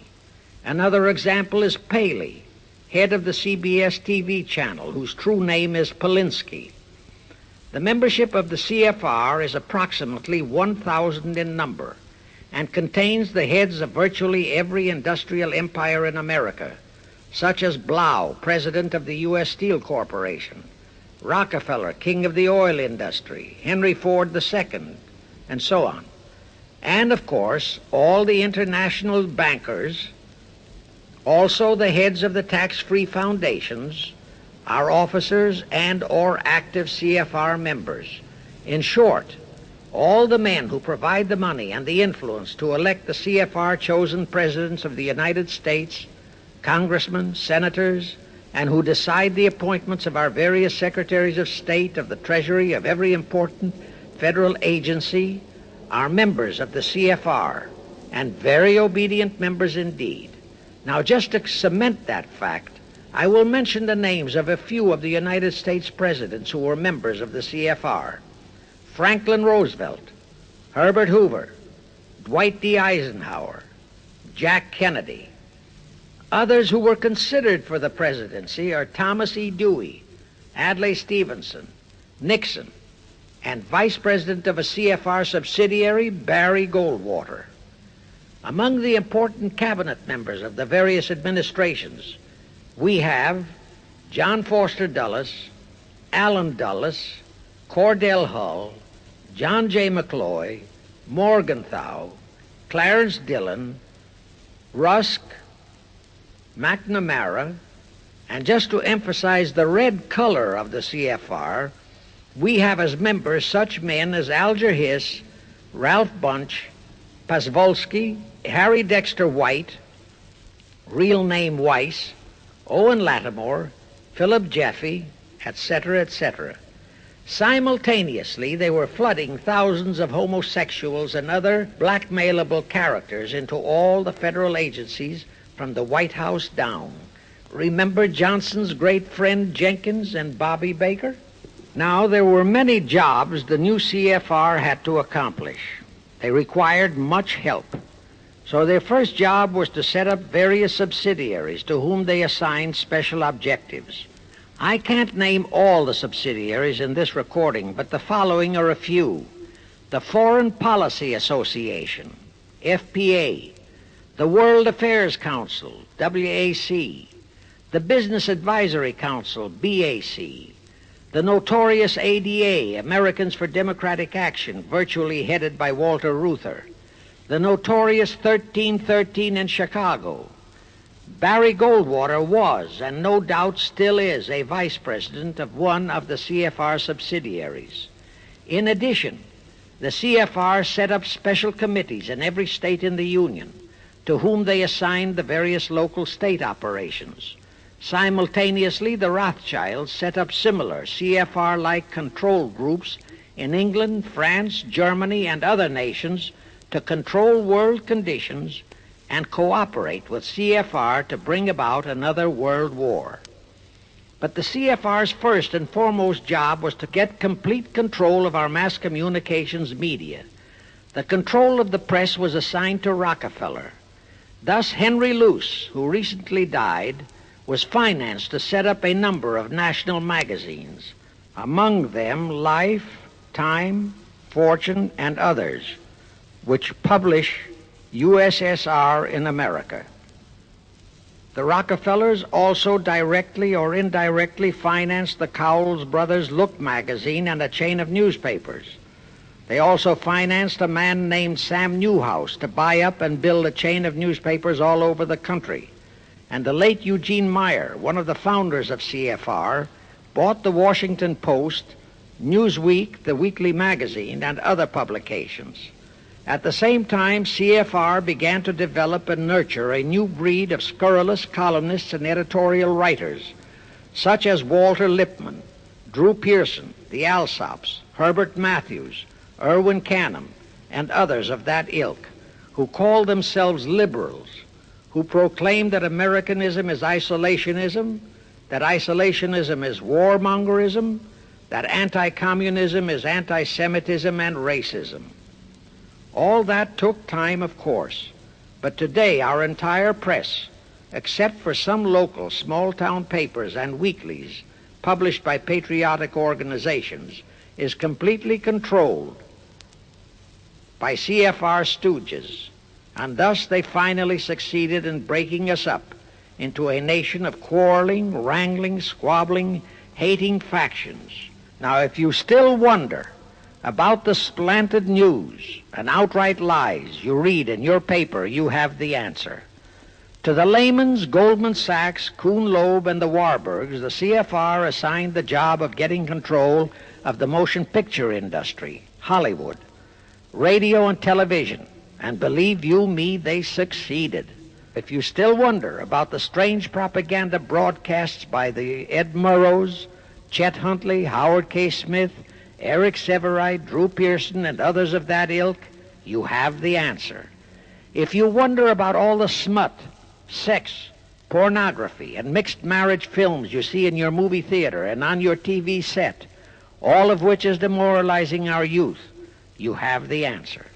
The whole story of the CFR conspiracy takeover of our mass communications media is far too long to include in this recording, but you can find it in the News Bulletin number 125, entitled How to Get the Reds Out of Communications Media. It was published and brought up to date by the Cinema Educational Guild. It tells in detail how the press, the movies, TV, and radio have been, and still are, used to brainwash the people, to demoralize our youth, and they have been and still are encouraging and creating sympathy for the rioting Negro civil rights lawlessness. You can get a copy of this news bulletin by writing to the Cinema Educational Guild, Post Office Box 46205, Hollywood, California. Now, to refresh your memory, let's go back for a moment. Wilson's flop had torpedoed all chances of transforming that League of Nations into the conspirators' hoped-for one-world government housing. So the Jacob Schiff plot had to be done all over again, and they organized the CFR to do it. We also know how successfully the CFR did that job of brainwashing and destroying the unity of the American people. But as was the case with the Schiff plot, the climax and the creation of a new housing for their one-world government required another world war, a war that would be even more horrible and more devastating than the First World War, in order to get the people of the world to again clamor for peace and a means to end all wars. But the CFR realized that the aftermath of World War II would have to be more carefully planned, so that there would be no escape from the new one-world trap, another League of Nations, that would emerge from the new war, the trap we now know as the United Nations. And they hit upon a perfect strategy to ensure that no escape. Here's how they did it. In 1943, in the midst of the war, they prepared the framework for the United Nations, and it was handed over to Roosevelt and our State Department to be given birth by Alger Hiss, Pasvolsky, Dalton Trumbo, and other American traitors, thus making the whole scheme a United States baby. Then, to fix our parenthood, New York City was to become the nursery for the monstrosity. After that, we could hardly walk out on our own baby, now could we? Anyway, that's how the conspirators figured it would work, and so far it has. And the liberal Rockefeller donated the land for the United Nations building. The United Nations Charter was written by Alger Hiss, Pasvolsky, Dalton Trumbo, and other CFR stooges. A phony so-called UN conference was set up in San Francisco in 1945.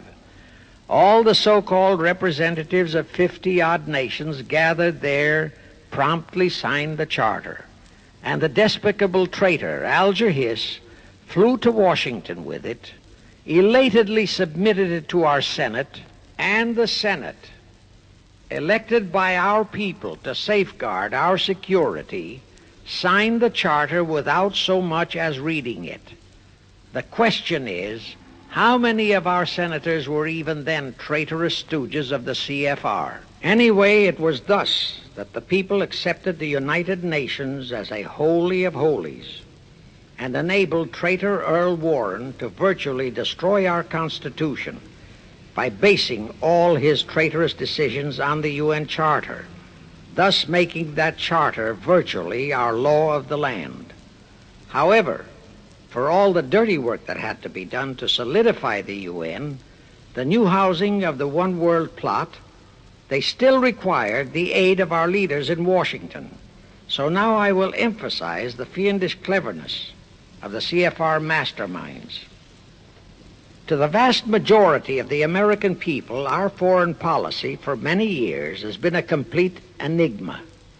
Most of us simply can't understand why this great nation is seemingly floundering so helplessly in the art of diplomacy.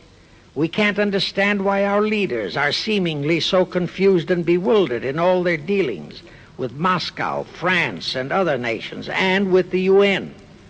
We always hear them proclaiming that in view of our overwhelming economic and military superiority, we must always lead from strength. Yet at all the summit meetings and conferences, they cringe and stammer and stutter, and so to speak, come out with their tails between their hind legs. We can't understand the foreign aid to Tito, an avowed enemy, to Poland, an avowed enemy, to all the avowed communist nations. We can't understand why the expenditure of hundreds of billions of dollars has failed to slow down, let alone stop, the march of communism. We are perplexed by the seeming ineptness of the State Department, the Defense Department, the CIA, the USIA, of all our federal agencies. Again and again and again we have been startled, shocked, bewildered, and horrified by their mistakes in Berlin, in Korea, in Laos, in Katanga, in Cuba, in Vietnam. Mistakes that always favor the enemy, never the United States. Under the law of averages, they should have made at least one or two mistakes in our favor, but they never did. What's the answer? The answer is the CFR and the parts played by their subsidiaries and stooges in Washington. Thus we know that complete control of our foreign relation policy is the key to the success of the entire Illuminati one-world plot. Here is the further proof. Earlier I fully established that Schiff and his gang had financed the Lenin-Trotsky-Stalin takeover of Russia and fashioned its communist regime into becoming their chief instrument to keep the world in turmoil and to finally terrorize all of us into seeking peace in a UN one-world government. But the conspirators knew that the Moscow gang could not become such an instrument until and unless the whole world would accept the communist regime as the legitimate, de jure government of Russia. Only one thing could accomplish that: recognition by the United States.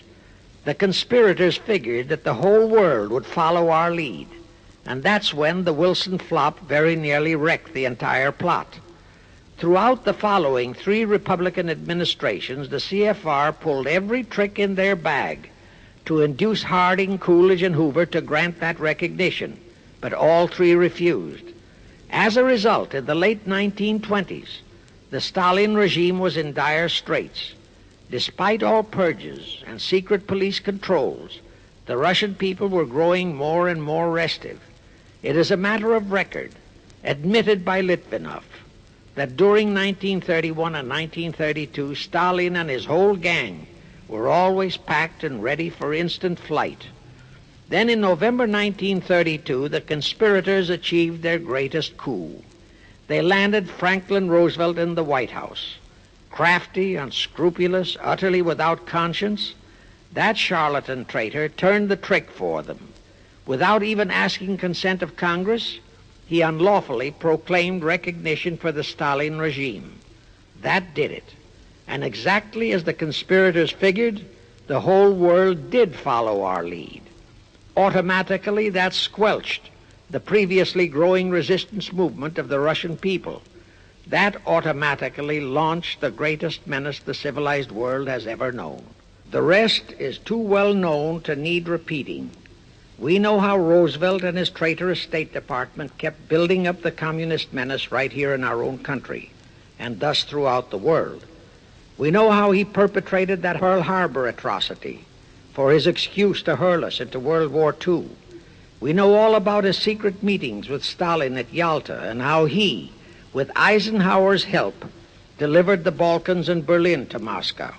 And last, but by no means least, we know that 20th century Benedict Arnold not only dragged us into that new corridor, the United Nations, into one world government, but actually schemed all the arrangements to plant it within our country. In short, the day that Roosevelt entered the White House, the CFR conspirators regained full control of our foreign relations machinery and firmly established the United Nations as the housing for the Illuminati one world government. I wish to stress one other very vital point. That Wilson League of Nations flop brought Schiff and his gang to the realization that control of just the Democratic Party was not enough. True, they could create a crisis during the Republican administration, as they did in 1929 with their Federal Reserve manufactured crash and depression, which would bring another Democrat stooge back into the White House. But they realized that a 4-year disruption in their control of our foreign relation policies could play havoc with the progress of their conspiracy. It could even break up their entire strategy, as it almost did before Roosevelt saved it with his recognition of the Stalin regime. Thereupon, after that Wilson debacle, they began to formulate plans to achieve control of both of our national parties. But that posed a problem for them.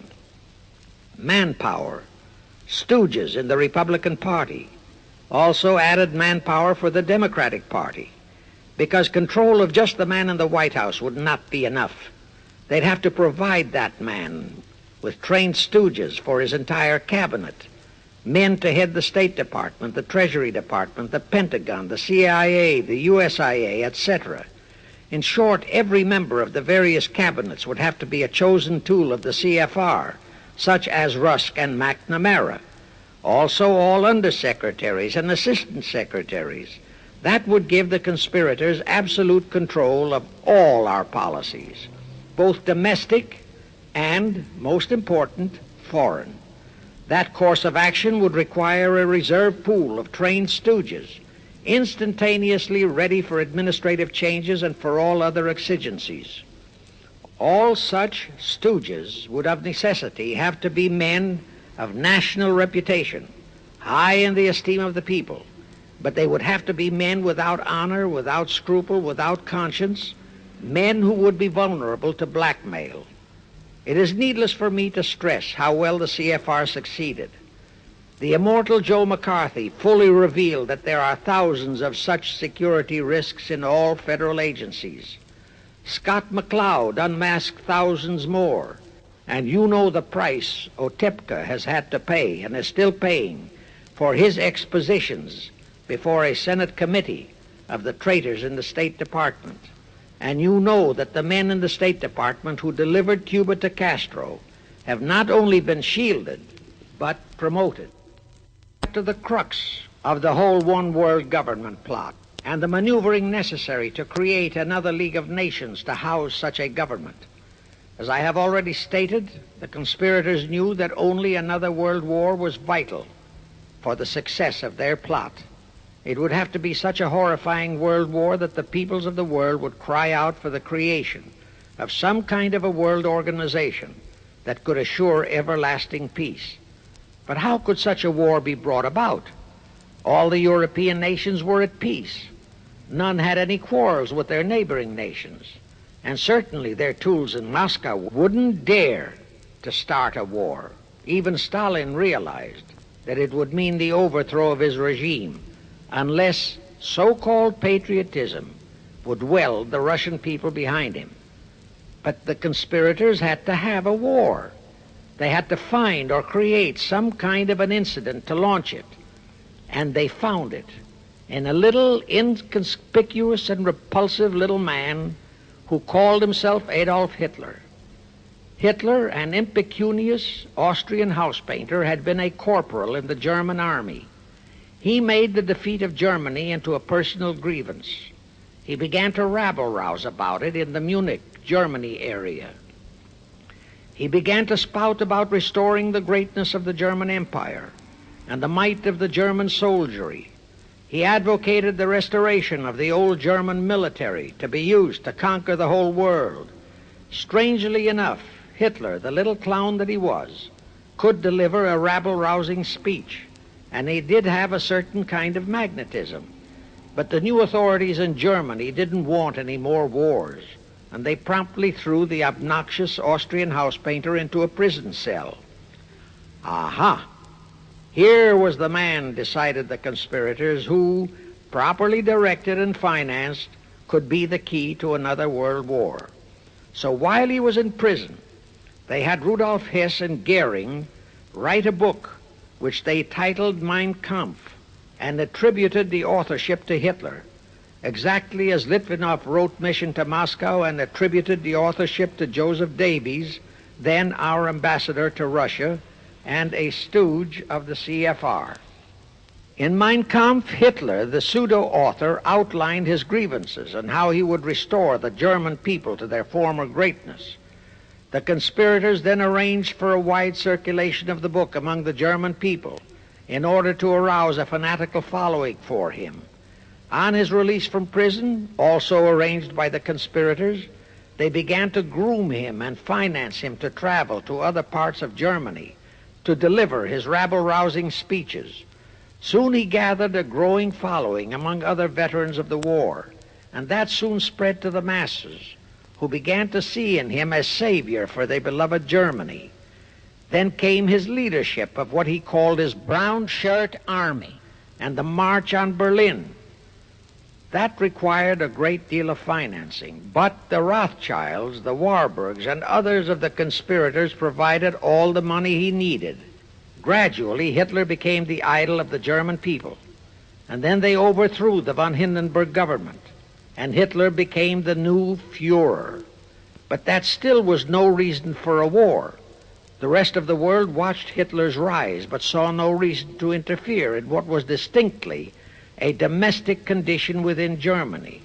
Certainly none of the other nations felt it was a reason for another war against Germany, and the German people were not yet incited into enough of a frenzy to commit any acts against any neighboring nation, not even against France, that would lead to a war. The conspirators realized they would have to create such a frenzy that would cause the German people to throw caution to the winds and at the same time horrify the whole world. And incidentally, Mein Kampf was actually a follow-up of Karl Marx's book, A World Without Jews. The conspirators suddenly remembered how the Schiff Rothschild gang had engineered the pogroms in Russia, which slaughtered many, many thousands of Jews and created a worldwide hatred for Russia. And they decided to use that same unconscionable trick to inflame the new Hitler-led German people into a murderous hatred of the Jews. Now, it is true that the German people never had any particular affection for the Jews, but neither did they have an ingrained hatred for them. Such a hatred would have to be manufactured, so Hitler was used to create it. This idea more than appealed to Hitler. He saw in it the grisly gimmick to make him the God-man of the German people. Thus, craftily inspired and coached by his financial advisors, the Warburgs, Rothschilds, and all the Illuminati masterminds, he blamed the Jews for the hated Versailles Treaty and for the financial ruination that followed the war. The rest is history. We know all about the Hitler concentration camps and the incineration of hundreds of thousands of Jews, not the 6 million, nor even the 600,000 claimed by the conspirators, but it was enough. And here let me reiterate how little the internationalist bankers, the Rothschilds, Schiffs, Lehmans, Warburgs, Baruchs, care about their racial brethren who were the victims of their nefarious schemes. In their eyes, the slaughter of the several 100,000 innocent Jews by Hitler didn't bother them at all. They considered it a necessary sacrifice to further their Illuminati one-world plot, just as the slaughter of the many millions in the wars that followed was a similar necessary sacrifice. And here is another grisly detail about those concentration camps. Many of the Hitler soldier executioners in those camps had previously been sent to Russia to acquire their arts of torture and brutalization so as to emphasize the horrors of the atrocities. All this created a new worldwide hatred for the German people, but it still did not provide a cause for war. Thereupon Hitler was incited to demand the Sudetenland. You remember how Chamberlain and the then diplomats of Czechoslovakia and France surrendered to that demand. That led to further Hitlerian demands for territories in Poland and in the French Saar territories. Those demands were rejected. Then came his pact with Stalin. Hitler had been screaming hatred against communism. Oh, how he ranted against communism. But actually, Nazism was nothing but socialism, and communism is, in fact, socialism. But Hitler disregarded all that. He entered into a pact with Stalin to attack and divide Poland between them. While Stalin marched into one part of Poland, for which he was never blamed, the Illuminati mastermind saw to that. Hitler launched a blitzkrieg on Poland from his side. The conspirators finally had their new world war, and what a horrible war it was. And in 1945, the conspirators finally achieved the United Nations, their new housing for their one-world government. And truly amazing, all of the American people hailed this foul outfit as a holy of holies, even after all the true facts about how the UN was created were revealed, the American people continued to worship that evil outfit. Even after Alger Hiss was unmasked as a Soviet spy and traitor, the American people continued to believe in the UN. Even after I had publicly revealed the secret agreement between Hiss and Molotov that a Russian would always be the head of the military secretariat, and by that token, the real master of the UN, most of the American people continued to believe that the UN could do no wrong. Even after Tocqueville, the first Secretary General of the UN, confirmed that Hiss-Molotov secret agreement in his book For the Cause of Peace, the vast majority of our people refused to lose faith in the UN. Even after the truth about the Korean War was revealed, how the Russian General Vasiliev, head of that UN military secretariat, was given a leave of absence by the UN so that he could take command of the North Koreans and Red Chinese who were fighting the so-called UN police action under our own General MacArthur, who by orders of the UN was fired by the pusillanimous Truman in order to prevent his winning that war. Our people still believed in the UN. Despite our 150,000 sons who were murdered and maimed in that war, the people continued to regard the UN as a sure means for peace. Even after it was revealed in 1951 that the UN, using our own American soldiers under UN command and the UN flag, in collusion with our traitorous State Department and the Pentagon, had been invading many small cities in California and Texas in order to perfect their plan for the complete takeover of our country, most of our people brushed it off and continued their belief that the UN is a holy of holies.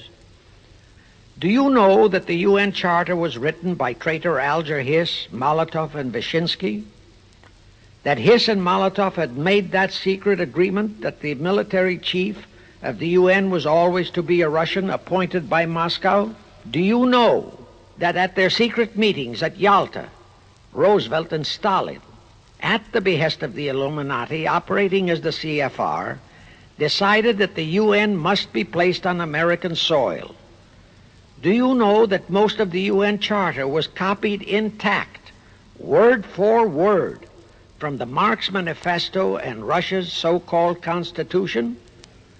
Do you know that the only two senators who voted against the UN so-called treaty were the only two senators who had read it? Do you know that since the UN was founded, communist enslavement has grown from 250 million to 1 billion?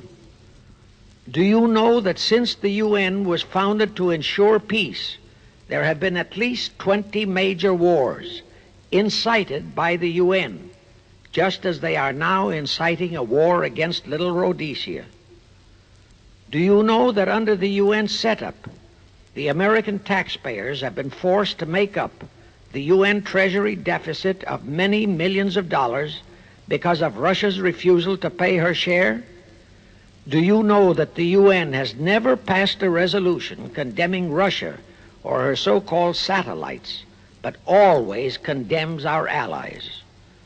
Do you know that J. Edgar Hoover said, "The overwhelming majority of the communist delegations to the UN are espionage agents"?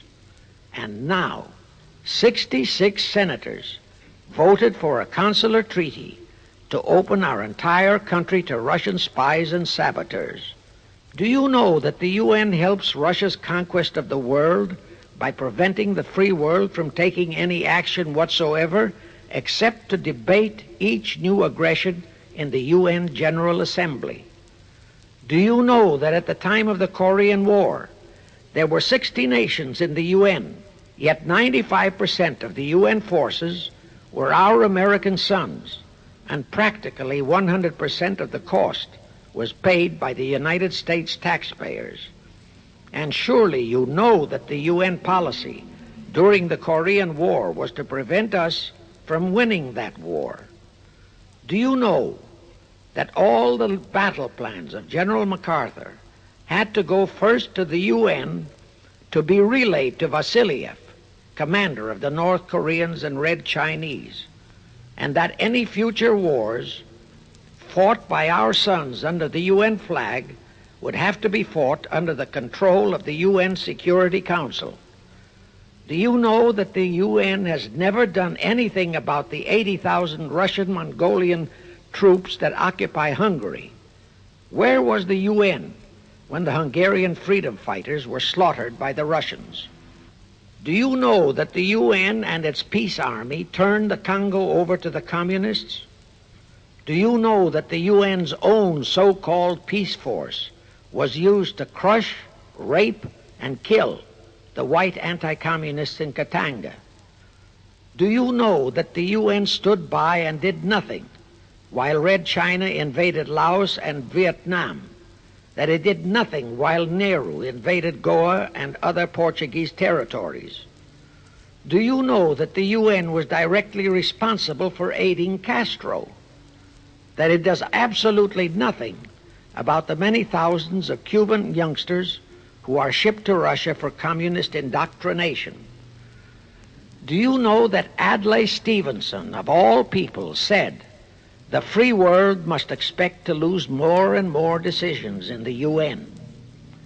Do you know that the UN openly proclaims that its chief objective is one world government, which means one world laws, one world court, one world army, one world navy, one world air force, one world schools, and a one world church in which Christianity would be prohibited?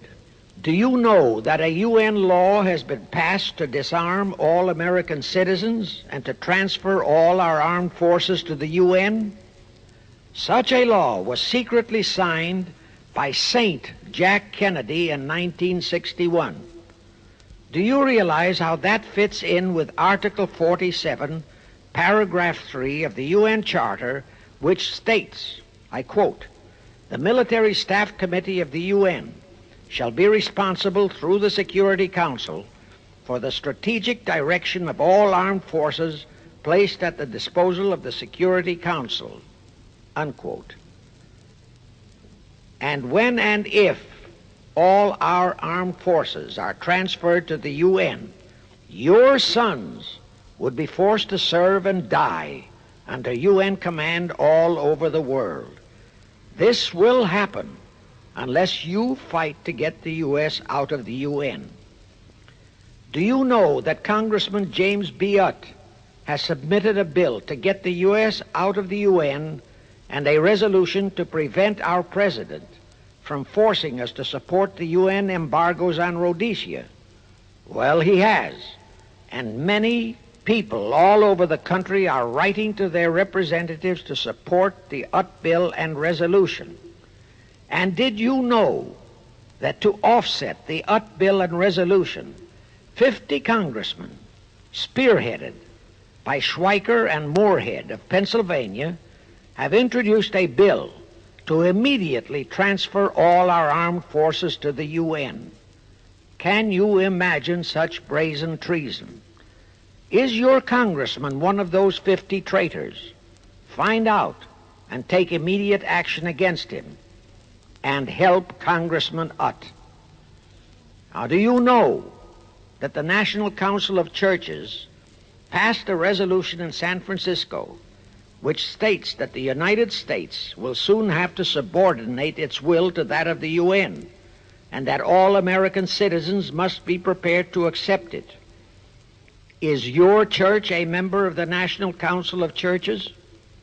In connection with that, bear in mind that God is never mentioned in the UN Charter, and their meetings are never opened with prayer. The creators of the UN stipulated in advance that there should be no mention of God or Jesus Christ in the UN Charter or in its UN headquarters. Does your pastor subscribe to that? Find out. Furthermore, do you know that the great majority of the so-called nations in the UN are anti-Christianity? That the UN is a completely godless organization by orders of its creators, the CFR Illuminati. Now, Have you heard enough of the truth about the Illuminati's United Nations? Do you want to leave your sons and our precious country to the unholy mercy of the Illuminati's United Nations? If you don't, write, telegraph, or phone your representatives and senators that they must support Congressman Utt's bill to get the U.S. out of the UN and the UN out of the U.S. Do it today, now, before you forget. It is the only salvation for your sons and for our country. Now I have one more vital message to deliver. As I told you, one of the 4 specific assignments Rothschild gave Jacob Schiff was to create a movement to destroy religion in the United States, with Christianity to be the chief target. For a very obvious reason, the Anti-Defamation League wouldn't dare to attempt it, because such an attempt could create the most terrible bloodbath in the history of the world, not only for the ADL and the conspirators, but for the millions of innocent Jews. Schiff turned that job over to Rockefeller for another specific reason. The destruction of Christianity could be accomplished only by those who are entrusted to preserve it, by the pastors, the men of the cloth. As a starter, John D. Rockefeller picked up a young so-called Christian minister by the name of Dr. Harry F. Ward, Reverend Ward, if you please. At that time, he was teaching religion at the Union Theological Seminary. Rockefeller found a very willing Judas in this reverend. Thereupon, in 1907, he financed him to set up the Methodist Foundation of Social Service. And Ward's job was to teach bright young men to become so-called ministers of Christ and to place them as pastors of churches. While teaching them to become ministers, the Reverend Ward also taught them how to very subtly and craftily preach to their congregations that the entire story of Christ is a myth, to cast doubts on the divinity of Christ, to cast doubts about the Virgin Mary. In short, to cast doubts on Christianity as a whole. It was not to be a direct attack, but much of it by crafty insinuation that was to be applied in particular to the youth in the Sunday schools. Remember Lenin's statement, "Give me just one generation of youth and I'll transform the whole world." Then, in 1908, the Methodist Foundation of Social Service, which incidentally was America's first Communist Front organization, changed its name to the Federal Council of Churches. By 1950, the Federal Council of Churches was becoming very suspect. So in 1950, they changed the name to the National Council of Churches. Do I have to tell you more about how this National Council of Churches is deliberately destroying faith in Christianity? I don't think so. But this I will tell you. If you are a member of any congregation whose pastor and church are members of this Judas organization, your contributions are helping the Illuminati's plot to destroy religion and your faith in God and Jesus Christ. Thus you are deliberately delivering your children to be indoctrinated with disbelief in God and church, and which can easily transform them into atheists. Find out immediately if your church is a member of the National Council of Churches, and for the love of God and your children, if it is, withdraw from it at once. However, let me warn you, that same destroy religion process has been infiltrated into other denominations. If you have seen the Negro March on Selma and other such demonstrations, you have seen how the Negro mobs are led and encouraged by ministers and even Catholic priests and nuns who march along with them. As a matter of fact, the Mormon Church is about the only one I know of that is clean of that kind of Judas infiltration. But of course, There are many individual churches and pastors who are honest and sincere. Find one such for yourself and for your children. Incidentally, this same Reverend Harry F. Ward was also one of the founders of the American Civil Liberties Union, a notorious pro-communist organization. He was the actual head of it from 1920 to 1940. He also was a co-founder of the American League Against War and Fascism, which, under Browder, became the Communist Party of the United States. In short, Ward's entire background reeked of communism, and he was identified as a member of the Communist Party. He died a vicious traitor to both his church and country, and this was the man old John D. Rockefeller picked and financed to destroy America's Christian religion, in accordance with the orders given to Schiff by the Rothschilds. In conclusion, I have this to say. You probably are familiar with the story of how one Dr. Frankenstein created a monster to do his will of destroying his chosen victims, but how instead, in the end, that monster turned on his own creator, Frankenstein, and destroyed him. Well, the Illuminati CFR has created a monster called the United Nations, who, supported by their minority groups, rioting Negroes, the traitorous mass communications media, and the traitors in Washington, was created to destroy the American people. Well, we know all about that many-headed Hydra monster. We know the names of those who created that monster. We know all their names. And I predict that one fine day the American people will come fully awake and cause that very monster to destroy its creator. True, the majority of our people are still being brainwashed, deceived, and deluded by our traitorous press, TV, and radio, and by our traitors in Washington. But surely, by now, enough is known about the UN to stamp that outfit as a deadly, poisonous rattlesnake in our midst. My only wonder is what it will take to awaken and arouse our people to the full truth. Perhaps this record will do it. 100,000 or 1,000,000 copies of this record can do it. I pray to God it will, and I pray to Him to inspire you, all of you, to spread this story via this record to all loyal Americans in your community. You can do it by playing it to study groups assembled in your homes, at meetings of the American Legion, the VFW, the DAR, all other civic groups and women's clubs, especially the women's clubs who have their sons' lives at stake. With this record, I have provided you with the weapon that will destroy the monster. For the love of God, of our country, and of your children, use it. Get a copy of it into every American home.